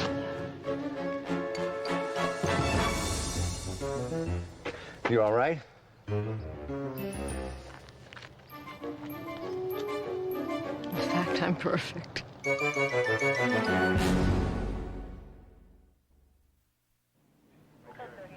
Doesn't make sense. Archie Mullen wasn't the gung-ho, self-sacrificing type. No, he said he was afraid of prison. Not enough to keep him from killing Rothman and Abernathy. Well, blackmail can make you stupid. At least it makes my character stupid. Looked like it had the same effect on Mullen, too. The same note we found on Abernathy's computer. I wonder how many people he was going to blackmail. He certainly picked the wrong person to start with. I guess Archie did exactly what we thought he did. Killed Rothman to set up Kay for both murders. And when Kay was released and he saw that his plan was going to fail... He decided to depart in a poorly thought-out blaze of glory. Well, it's never a good idea to kill off your protagonist. No, it definitely isn't. It is nice to close both cases at once. Kay, how are you with all of this? I mean, now that it's over and you have to get a new agent... Oh, I'm okay. In fact, maybe we could talk about that maggot stuff after all. For my next book. And there will be a next book. Don't worry. Oh, I'm not worried. Well, you don't look happy. I don't like these kind of surprises. Always makes me think I missed something. I know. It's like when I write and it turns up short. I'm sure that I've missed a big chunk of the story.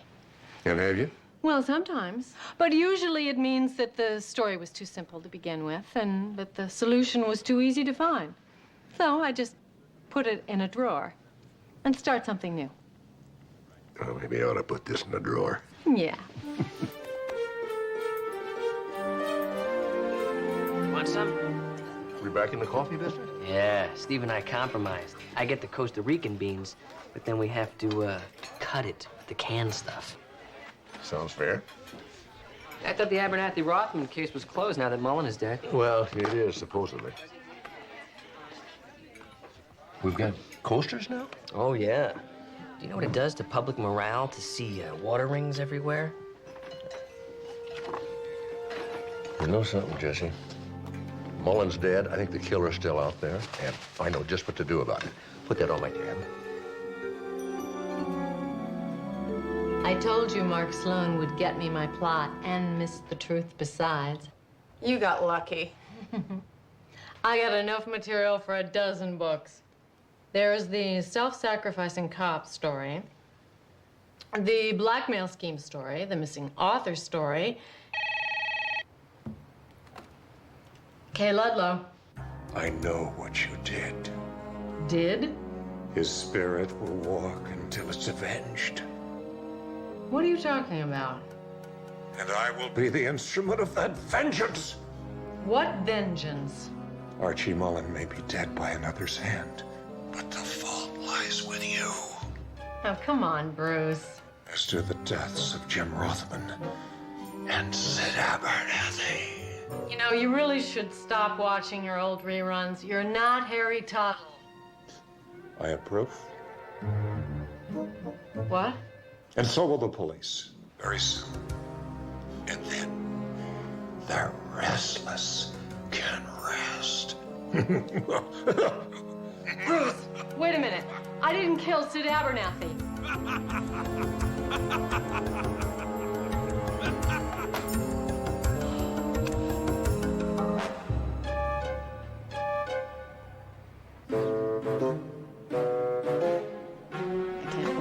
I have to drop another body. But it's an excellent final chapter twist. Besides, it'll fix that lame ending you've got right now. Since when did you get so pragmatic? Oh, gosh. I don't want to know. Hello. We did the same thing in episode 39. You should have been watching my old reruns. I thought you were going to put it in the drawer. Well, I tell you, I'm never satisfied when it gets that easy. I'm the same way. So how did you know? Well, you write detective stories. What's missing in this scene compared to Jim Rothman's office?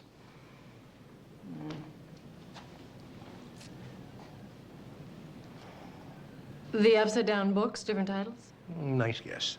But wrong.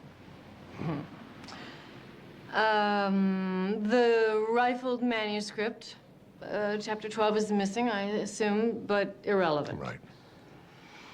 Let's see.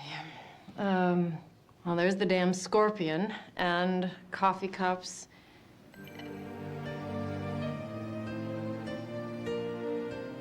No coasters. No coasters.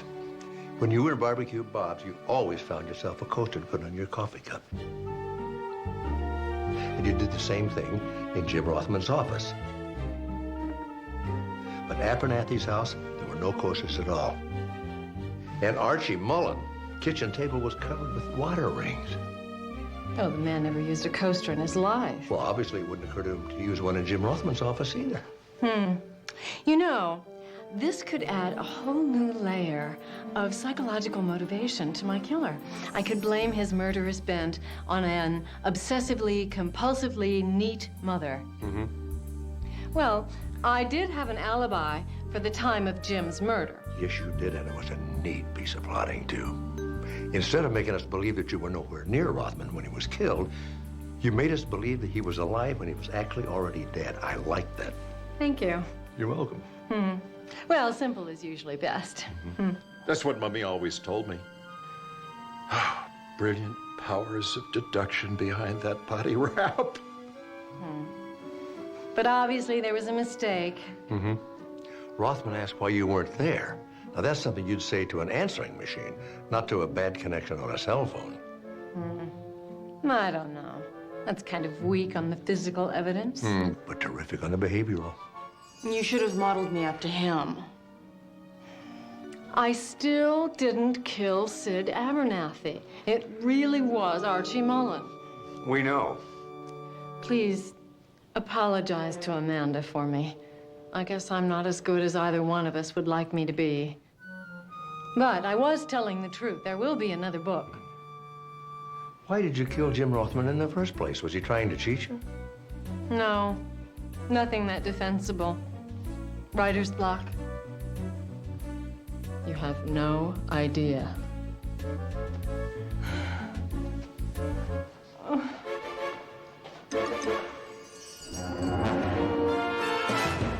You named a drink after you, you know. Great kiss. Too bad that's all we've got time for. Great plan, Showworth. And almost a perfect murder. Two perfect murders. The false clues, the apparent copycat killing, all to cover the fact that you plagiarized your last book. Hello, Lieutenant? Yes, I have the real literary agent killer. The end. Brilliant. Really brilliant. I still didn't get to sleep with the very attractive Horace Chilworth. Wait till I write the prison breakout story. You're gonna love it. Yes!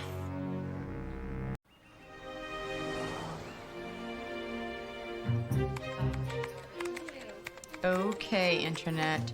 Take me someplace where I don't have to do any paperwork.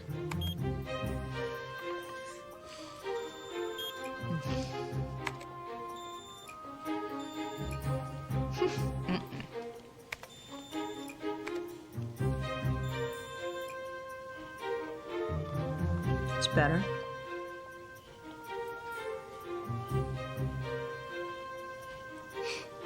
Nice living room. It's unbelievable. Well, I'm afraid my paperwork's a lot more interesting. Bye-bye, Joanne Cam. Oh my God! Oh my God! Oh, somebody help me! Where are you? How do I find you?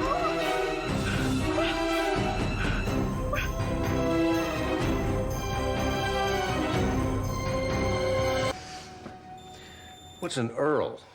It's an address you type in to get to a site on the World Wide Web. Now, this message is saying that the address Amanda's using doesn't exist. But it did. I watched a woman get murdered.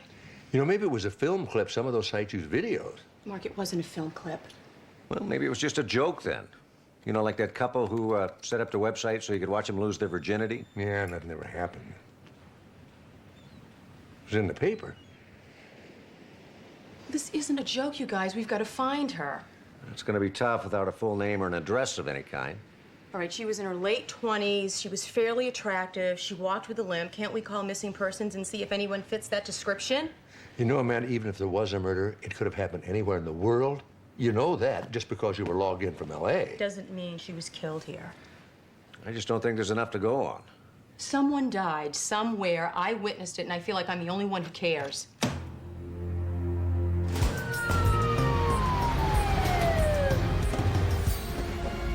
Susan?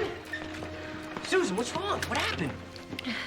Acute stomach pain, vomiting, low-grade fever. Okay, I want a CBC, Chem 7, liver profile, amylase, lipase, KUB, flattened upright, and let's get an abdominal sono to rule out gallstone or acute appendicitis. Jesse, I do not have appendicitis. Look, I am the doctor, you are the patient. I have to check for everything. I am telling you, the pain is not just on one side, especially with you poking at me like that. I think it's food poisoning. You could have gotten food poisoning. You and I had breakfast together, and I'm not sick. Not breakfast, lunch. Lunch, but you were going out to lunch. You were gonna have lunch at... Barbecue Bob's. Shh!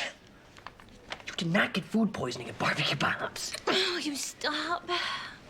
It wasn't Barbecue Bob's. I poured some of that so-called hot barbecue sauce of yours on a piece of bread. And I barely made it to the bathroom. It wasn't Barbecue Bob's.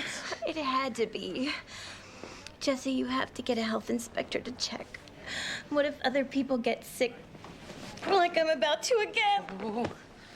Okay, I want 35 milligrams of Compazine to start an IV with ringers at 250 per hour. Oh, and call admitting and get a room.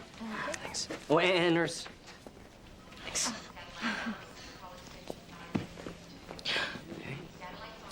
You don't have to do that. Just treat me and let me go home. No, I'm not gonna have you running around loose here bad-mouthing my restaurant. But I got food poisoning there. You put that hand over my mouth again. I will use it for a bucket. Okay. We're gonna get you a private room, private nurse, and around-the-clock care, okay? Everything's gonna be fine. And it wasn't Bob's.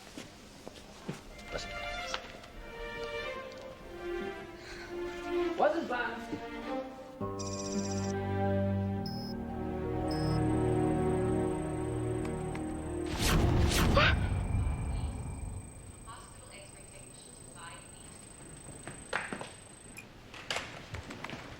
You still trying to find Joanne, Cam? You saw her too? No, but Mark told me that you were obsessed about it. Concerned. He said that you were concerned. What have you found exactly? Exactly. Lists. The internet is big on lists. Yes, including ones of unsolved homicides. I have been searching and searching, and I can't find anything that even begins to resemble the woman I know I saw. Why would anybody do that? Set up a camera like that in their house? All those strangers watching you all the time? Creepy. Except nobody ever really does know who you are. You're just this body wandering across the screen doing whatever. You know, I really wish I knew who Joanne was or knew somebody who did. I think I might be able to help you.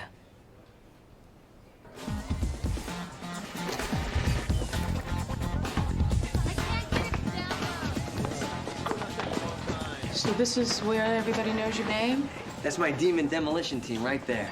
You play online games? Game, singular. You don't want to do too many or else you lose sight of reality. So I hear. Hey, guys. Oh, man, you had to bring a newbie. We have to focus our attention on the dripping tunnels. That was very cordial. Consider this a blanket apology for whatever comes out of Tapley's mouth now or any time in the future. Thank you. This is Dr. Amanda Bentley. She's the assistant county medical examiner. You mean like in autopsies? Y incisions? Bone saws? Tapley gets way too much joy out of killing demons. I'm Boyd Harcourt. I'm the normal one. That would depend on one's definition of normal. You want to log in? Me? Me?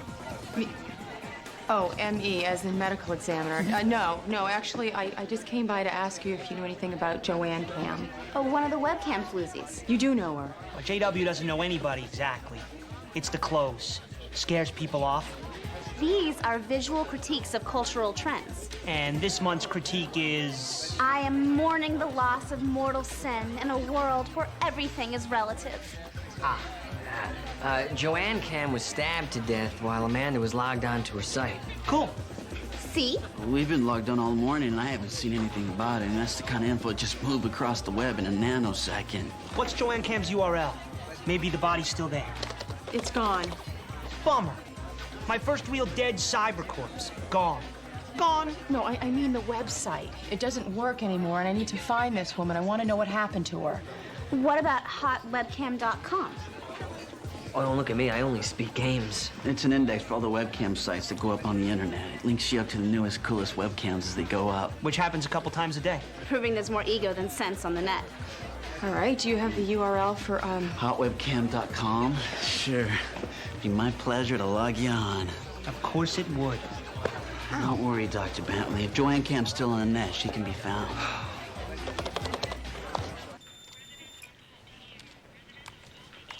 A live feed of somebody's front lawn, that's exciting. Not nearly as exciting as the woman who devotes her sight to her castanet lessons. The electronic frontier. Scary. Sad. Okay, let's get back on Hot Webcam and try again. I don't know, this index of websites is interesting, but it hasn't exactly led us to Joanne. I know, Mark, but I'm not going to quit looking until I find her. You said Joanne had a limp? Yeah, a pronounced one. Would it look like kind of a shuffle? Well, I can't really describe it. I don't know. Would it look like this? Kind of a... No. Mm-hmm. How about this? Mm-mm. No? Mm-mm. How about this? That's it. She got a club foot. Are you sure? That kind of birth defect's very distinctive. Do you still have that list of unsolved homicides you told Jesse about? Yeah, I downloaded a new one a few minutes ago. Maybe if you cross-index the autopsies, For the orthopedic anomalies, specifically club foot. you just might find Joanne Cam. Yes, I'm still waiting. You told me to. It's a simple transaction. What's the problem? I just got a call from the Philadelphia Police Department. You find Joanne? This is definitely the woman that I saw. I talked to one of their homicide detectives right after you called. He checked around and sent that over a few minutes later. I did have fun trying to explain how I knew she was dead. Do they know who she is? Joanne Markbright. She's an accountant that works out of her living room. When they checked her house, they found blood stains, signs of a struggle, and a camera on top of her computer. Well, at least I really saw what I thought I saw. Any suspect? Not yet. They're checking an old boyfriend and her business contacts, but so far nothing's turned up. Amanda, I'm really sorry, but I'm having a problem with your bill. It was a barbecue sandwich, Jesse. How much trouble can it be giving you? Really sorry about this. What are you stop it! I'm doing what the credit card company told me to do. They told you to turn my credit card into confetti? I ran it through the machine, a code came up, I called it in, they said, cut it up. But this is me. I'm not a stranger. How can you do this to me? I didn't have a choice. No, he's right. If we don't confiscate the cards when they tell us to, the company could cancel our account. Yeah, and we can't run a restaurant without accepting credit cards. Well, I'm sure when you call in your canceled check numbers, they'll realize it's a mistake. Well, thanks a lot, guys. I don't believe this. I hate computers.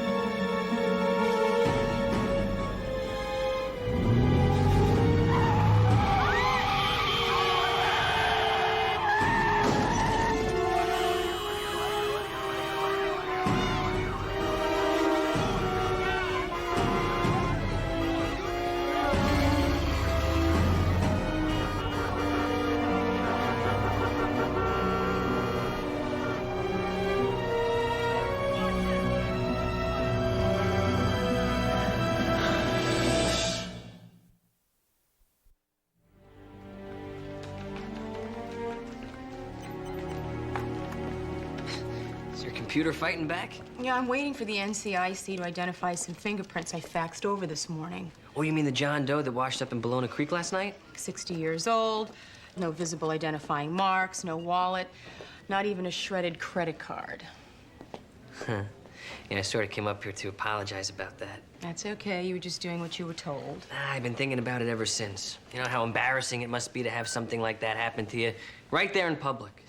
Someone who's in a position of trust, a respected member of the medical community. But I'm sure by now you've called the credit card company and everything is going to be okay. I'm sure they've straightened it out. And it'll never happen again. Though it probably should have never happened in the first place. You didn't call your credit card company? Yes, I did call their credit card company, and I called their computer or whatever, which insists that I'm 6 months behind in my payments, which is absolutely not true. There's no way. You can argue with a computer and win. What about your canceled checks? I do all of my banking online, thank you. Oh, which means that your bank's computer has to talk to the credit card company's computer. And with my luck, they'll hate each other. Wait a minute. At least my computer seems to like me. Or maybe not. Oh. NCIC request number CGLA 47509F. Positive fingerprint match, subject name Amanda Bentley. What is this? Damn, crime scene call. See you later.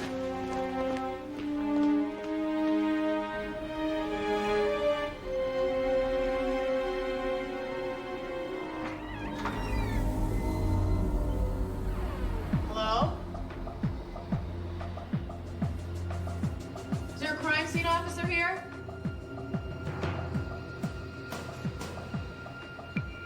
Where the hell is everybody? Hello?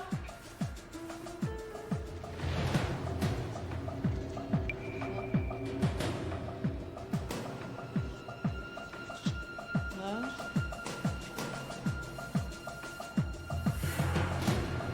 Anybody back there? Amanda Bentley?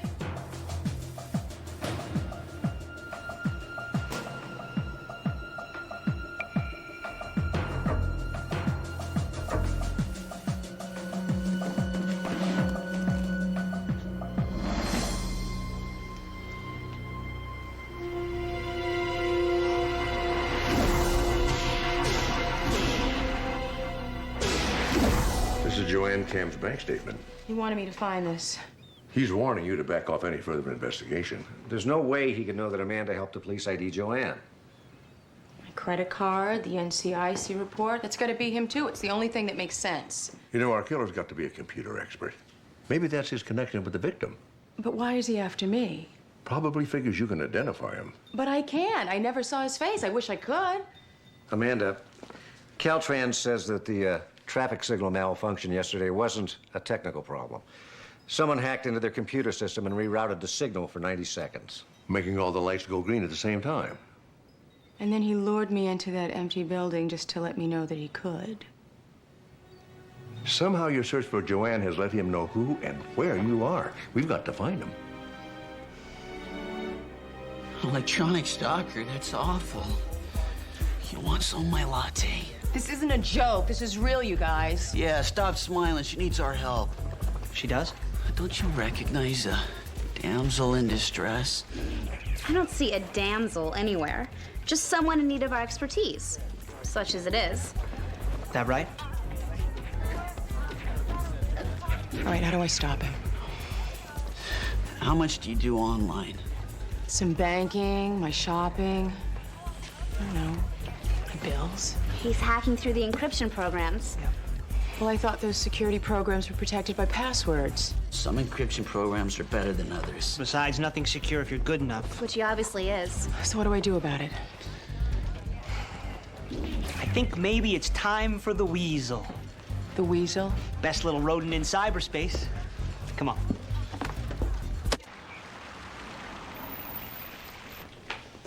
Hey, Amanda. Have you seen Steve? I gotta talk to him. I think he's home. Wow. You actually let them in there? Well, they're your friends. Besides, I don't think I really had a choice. If I don't make a move, this guy's gonna ruin my life. It is pretty scary how easily he seems to be doing it. You ever think about how vulnerable we are? You know, all that information floating around out there in cyberspace. Sometimes I don't think we exist anywhere but online. Oh, but we do. I mean, what if this guy figures out a way to revoke my medical license or take my son from me? I'm not prepared to fight that. Maybe these guys are. Well, they are serious about what they do.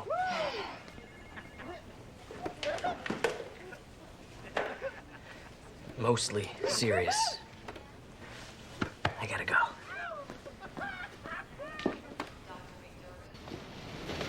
Susan is calling the health inspector on you just because she's got a little touch of food poisoning? On me? I thought we both owned this restaurant. Well, you're the one that's gonna apologize. You know, flowers, candy. If she sees candy, she's gonna puke. Again. Well, then marry her. Just fix this.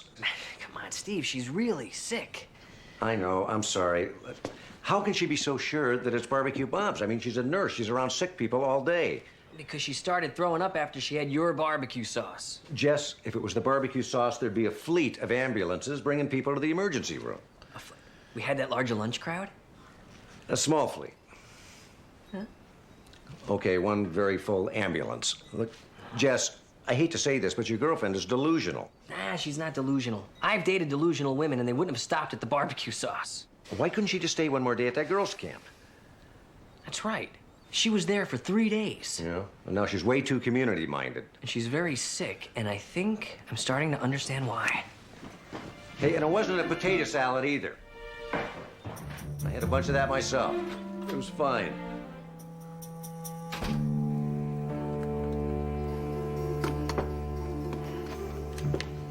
No, I wouldn't do that if I were you. That's scalding water to clean the autopsy table. Oh. You Guys, it's been 3 hours. Are you sure this is gonna work? Absolutely. We just don't know when your stalker's gonna launch his next attack. And we have to be online when he does. All right, so we wait. I wish I'd never found Joanne Cam. I mean, who in their right mind would put a live camera in their living room for everyone to look at? It's stupid. It's cool.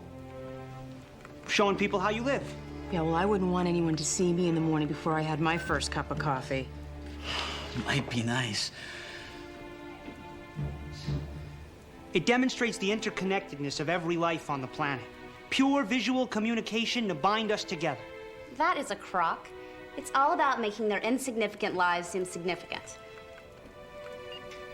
Say you're some poor slug who works in a cubicle all day, barely see your coworkers, never see the boss. But when you go home and step in front of your web camera, you're no longer Joanne McBride accountant. You're Joanne Cam internet star. You get email. They set up chat rooms and news groups about you. You make pasta and everybody wants your recipe. You're somebody. For a while. You know what you need in here, me? Autopsycam.com. Yep. You tie into that security cam up there, show the world what life is like in the mundane but gory world of a medical examiner. You'll get more hits than a Pamela Anderson site. I still don't understand this weasel thing. Well, it's really pretty simple. As soon as your stalker starts trying to download your personal files, our weasel program will kick in. And instruct his computer to send info about him to your computer. Everything about him? Depends how long it takes him to catch on. Don't worry, Dr. Bentley. Joanne Cam may have sunk beneath the icy waters of cyberspace, but some of us will survive. Here we go.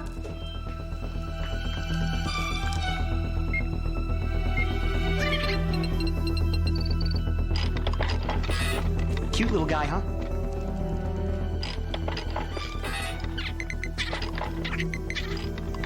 What's that?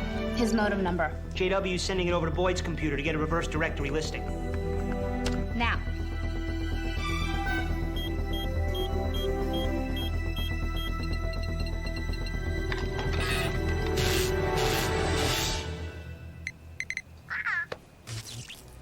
Well, what happened? It's gone.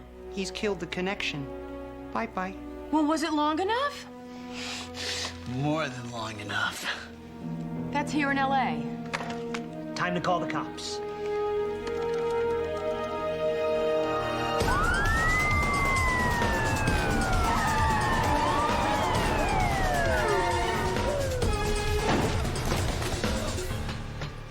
Amanda?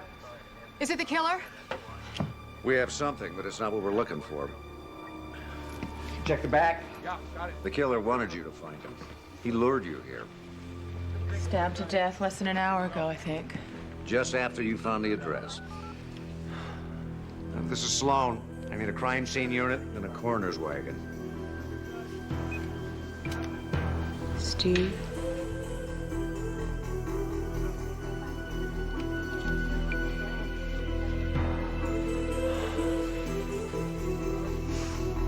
Now we're on line 2. I bet she's out there watching.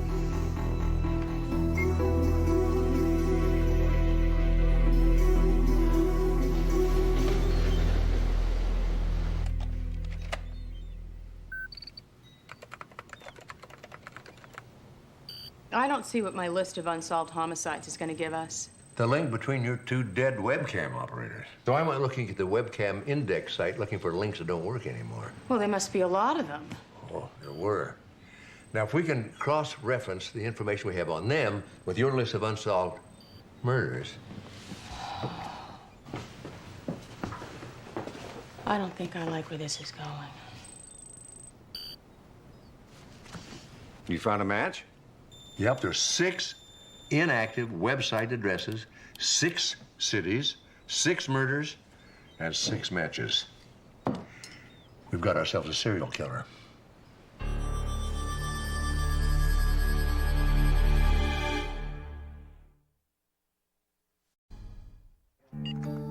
I decided to surf the web, then I witnessed a murder online, and now the serial killer's after me. I don't get why he's destroying Amanda's credit report. And why he's committing murder in front of witnesses. Because he's killing people twice. Once in real life, and once in cyberspace. But how does the killer know where the victims were? I mean, in the real world. Because he knows where to look. Let's log on to one of those webcam sites. Another fascinating glimpse into the daily life of America. Okay, now there's a shopping bag on the table. It looks like it says Filene's Department Store. And Filene's is only in the Northeast. That doesn't narrow it down much. Yeah, but this does right here. Look at that. Magazine with a subscription label on it. Yeah, but it's too small to read. Well, it wouldn't be if you had a digital enhancer. You could blow it right up. This guy's most deadly weapon is his keyboard. He must have known about the Weasel program. That's how he lured us in. Which means he could be one of those computer geeks who planted it for you. Oh, come on. I walk in there, I ask for some help, and this would be the one place in the world where he hangs out? Still wouldn't hurt to check him out. Whoever our killer is, I think he just made his next move. Amanda, your car. Wait a minute! What are you doing? Come on. I want to meet these new friends of yours. He's ruined my credit history, he's had my car towed, and the NCIC thinks that I'm a 60-year-old man. What's next, the IRS? That's what I do. There's a surprise. Now, we know you've tried to stop him before. And it didn't work. He obviously guessed somebody tried to use a weasel on him. This guy's really good. Better than you three? No way. Not if we work together. Not if we're doing it for you. You're asking us to hack for you. Look, I don't know who this guy is. I don't know why he's doing this to me, and I certainly don't know how to stay out of his way. So I guess, in essence, I am that damsel in distress. All we're asking is you help clean up the wreckage that he's left behind. We have to start with the obvious. The credit reporting companies, see what's screwed up there? It's easy enough to fix. We'll have to hit a government computer or two, no way around it. You're talking serious illegalities here. Bogus passwords. Host rerouting. Encryption busting. I got dibs on the IRS. Woo! Thank you. We'll help you. I promise. Don't ask.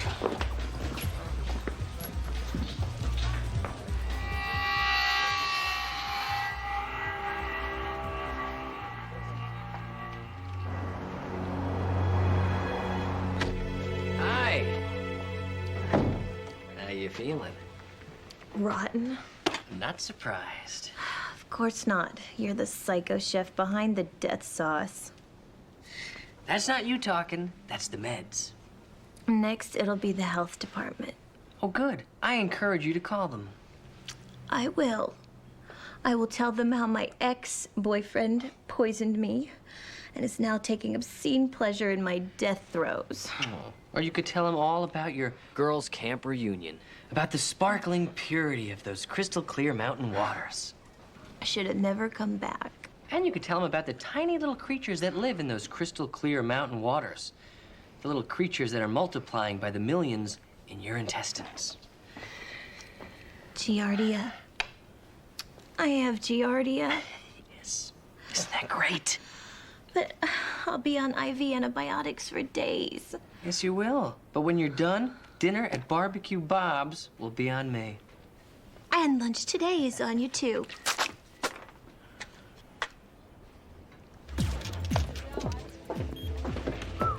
Her mortgage company, too? Looks like they're about to foreclose on your house. What? We fixed everything else. We'll get this too. Attention all units, reported sniper at Ventura Boulevard in Haskell. Suspect is a white-haired male, approximately 6 feet tall, 65 to 70 years old, armed and dangerous. We'll have to try the password production program. No, it'll take too long. Let's try a mnemonic or a common sense. You type in equity and it gives us access? Not likely. Well, it's worth a try, isn't it? Yes.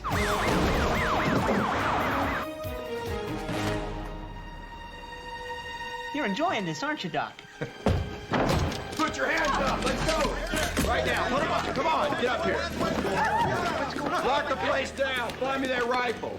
Rifle? Shut up. You've done enough damage for one day. You have got to be kidding. Dispatch sent it down to us. Not according to dispatch. Well, whatever's wrong with their computer now, an hour ago, they sent us a call saying there was some guy inside the cafe taking pot shots at people outside. My father doesn't even own a gun. We were just following orders. Where are those orders? They've disappeared. Excuse me?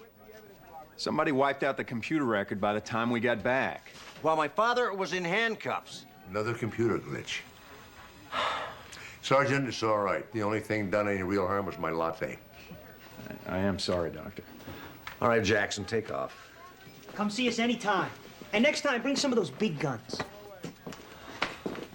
That was way cool. Dr. Bentley's psycho killer targets us, and you say way cool? Well, we don't know it was him. I agree with Boyd and J.W. We already know that our killer can pull something like that off. But why target you? I thought I was the target. He might have found out somehow who your friends are. The hot webcam. I'll bet that's the connection. The webcam index site? Amanda and I logged on there within the last 48 hours, and it's the only thing we did in common that the killer could track down on the net. It's certainly the only lead we have. We have to find this guy. We tried that already, and we ended up with a second body, and I don't want anybody else to get hurt, especially not any of you. Weasels aren't the only way to find somebody on the net. We could track down their host computer for HotWeb's URL. And the host computer could lead us to the killer's internet service provider. You have to give him all kinds of information when you sign up. Name, phone number, address, billing information. You game, Doc? We'll need a computer. With a really fast modem.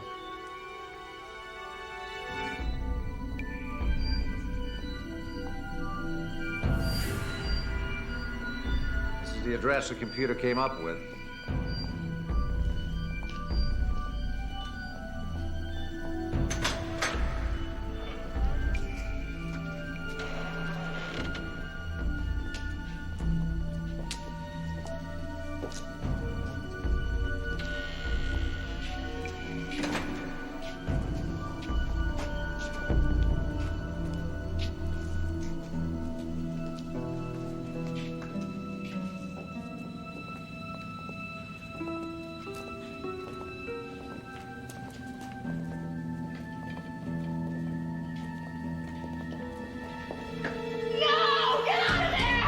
How can I take it easy? Don't you understand what's happening? It's exactly what went down in that apartment. He's lured us here because he's going to be there. Then we have to find that website before he does get there. That's impossible. Maybe we can identify something in the room. Anything that'll tell us the location of a website, okay? Right, so what do we see? A fish tank, a pile of books, papers. I don't know. Maybe he's a student. Could be a dorm. If we could only see the label on that magazine. What about what's on the table? Postcards, folded newspaper. Oh, no. Steve, that's him! No! No! Oh, my gosh, no, no! Oh.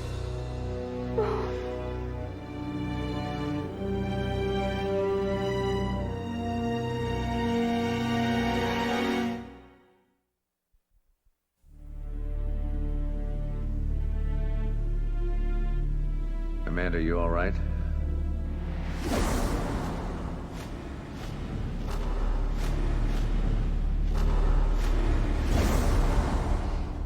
He's taunting me.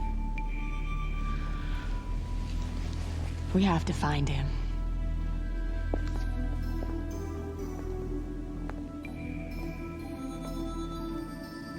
The answer's in there. What do you see? Orange and purple throw pillows. Can you tell anything from the postcards? No, we need the digital enhancer Dad was talking about. And I don't think the killer left us one. The newspaper looks like it says something Ledger. That narrows it down to about a dozen cities. What about the poster on the door? It looks like it's some sort of a schedule. There's a cat. Is that a jaguar? No, it's a cougar. Look, we already figured this guy's a student, right? Yeah, from all the books and papers. And he's old enough to be in college. Well, the orange and purple could be school colors. And the cougar could be a team mascot. Sounds like Puget Sound Junior College to me. Are you sure? Dead sure. When orange and purple cougars beat your team 120-17, you remember. Then the paper could be the Seattle Ledger. I think we got him. As soon as we know something, you will too. Right. Seattle Police Department's on standby, but they can't do much without an ID. Well, the last passenger manifest is coming through right now. I had no idea there were so many airlines flying out of L.A. Major carriers, minor carriers, puddle jumpers. We're lucky we got the manifest as quickly as we did. Okay, we know our killer was in Philadelphia 2 days ago when he killed Joanne. And here in L.A. yesterday when he killed the guy Amanda and I found in that apartment. Which means he left for Seattle sometime after that. And he killed the Puget Sound College student 4 hours ago. So if we cross-reference the Philadelphia to L.A. flight and the L.A. to Seattle flight, we should get a name. If he didn't use an alias. He didn't. Charles Coulter. And he used a company credit card, Thunder Shoes Athletic Footwear. I'll bet you he's a sales rep. That's why the killings are all over the country. Well, if he is, he's a careless sales rep. Using his own name. It's not too smart. Didn't think anybody'd make the connection. I'll call Seattle PD back. What? Hold on. Coulter is not in Seattle anymore. Flight arrived here in L.A. half an hour ago. We'll have a unit waiting for him when he gets home. I'll call Amanda.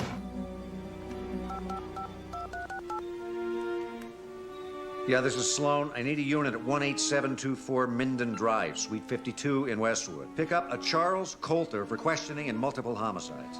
Consider Coulter armed and dangerous. And notify me when he's on his way in. All right, thanks. Did you get Amanda? Her cell phone's turned off. Would you try the Path Lab? Well, I got a message that her extension was out of order, but when I called the main operator to page her, it didn't even ring. Dispatch this to Lieutenant Sloan. Get me every unit you can find and meet me at Community General in 10 minutes. What? What happened? All right, then give me a helicopter right away. Look, I don't care what you have to do. Just give me that chopper now. Right.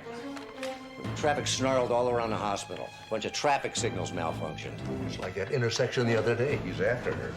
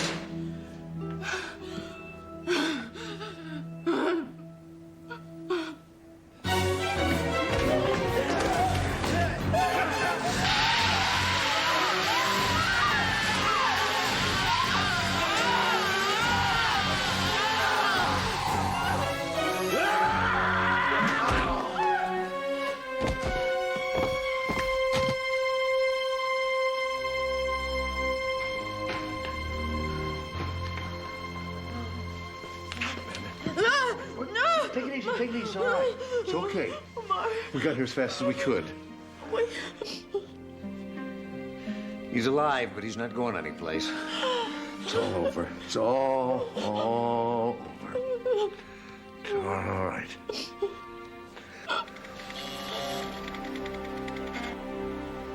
Jesse, what is that? Barbecue Bob's is about to become wired. You're not going to try and get on the internet in that thing, are you? It's a dinosaur, man. Belongs in the trash. Put a frame on it and put it on the wall. It's beautiful. Jesse, get that thing out of here. Come on, Steve, that thing is gonna help us turn this place into something really hip. Hip? That's right, hip and profitable. We're gonna make internet connections available for any patron who wants to log on. Games, chat rooms, you name it. We're gonna be turning people away. What are they gonna do, type and eat ribs at the same time? We set out little finger bowls. I'm telling you, Steve, if we do this thing right, we're gonna give the old cyber cafe some real competition. You serve lattes? No way. Steve, you gotta have lattes if we're gonna get wired. Oh, you do? Yeah. Well, besides, you put a modem in this poor old thing, you'll fry its innards. That would be a crime. Jesse, get it out of here. We'll take it to the cafe. Make it our first museum piece. Well, how about dinner on me before you go? Now that my credit cards are working again. It's the least I can do after everything you've done. It wasn't that much. Yes, it was. This time I have to agree with Tapley. You know, Coulter could easily have gone after you three eventually. Ugly thought. You sure Coulter's the one that killed Joanne Cam and the others? Well, forensics matched up the knife he had on him with the college student's wounds, and looks good for Joanne, too. He was definitely the serial killer. Why did he go after webcam operators? Well, since he refuses to talk, we may never find out. Is any of this stuff vegan? The beef's grain-fed. Good enough. Jesse, in the kitchen. Let's get this piece of junk out of here. Right. I think it's older than I am.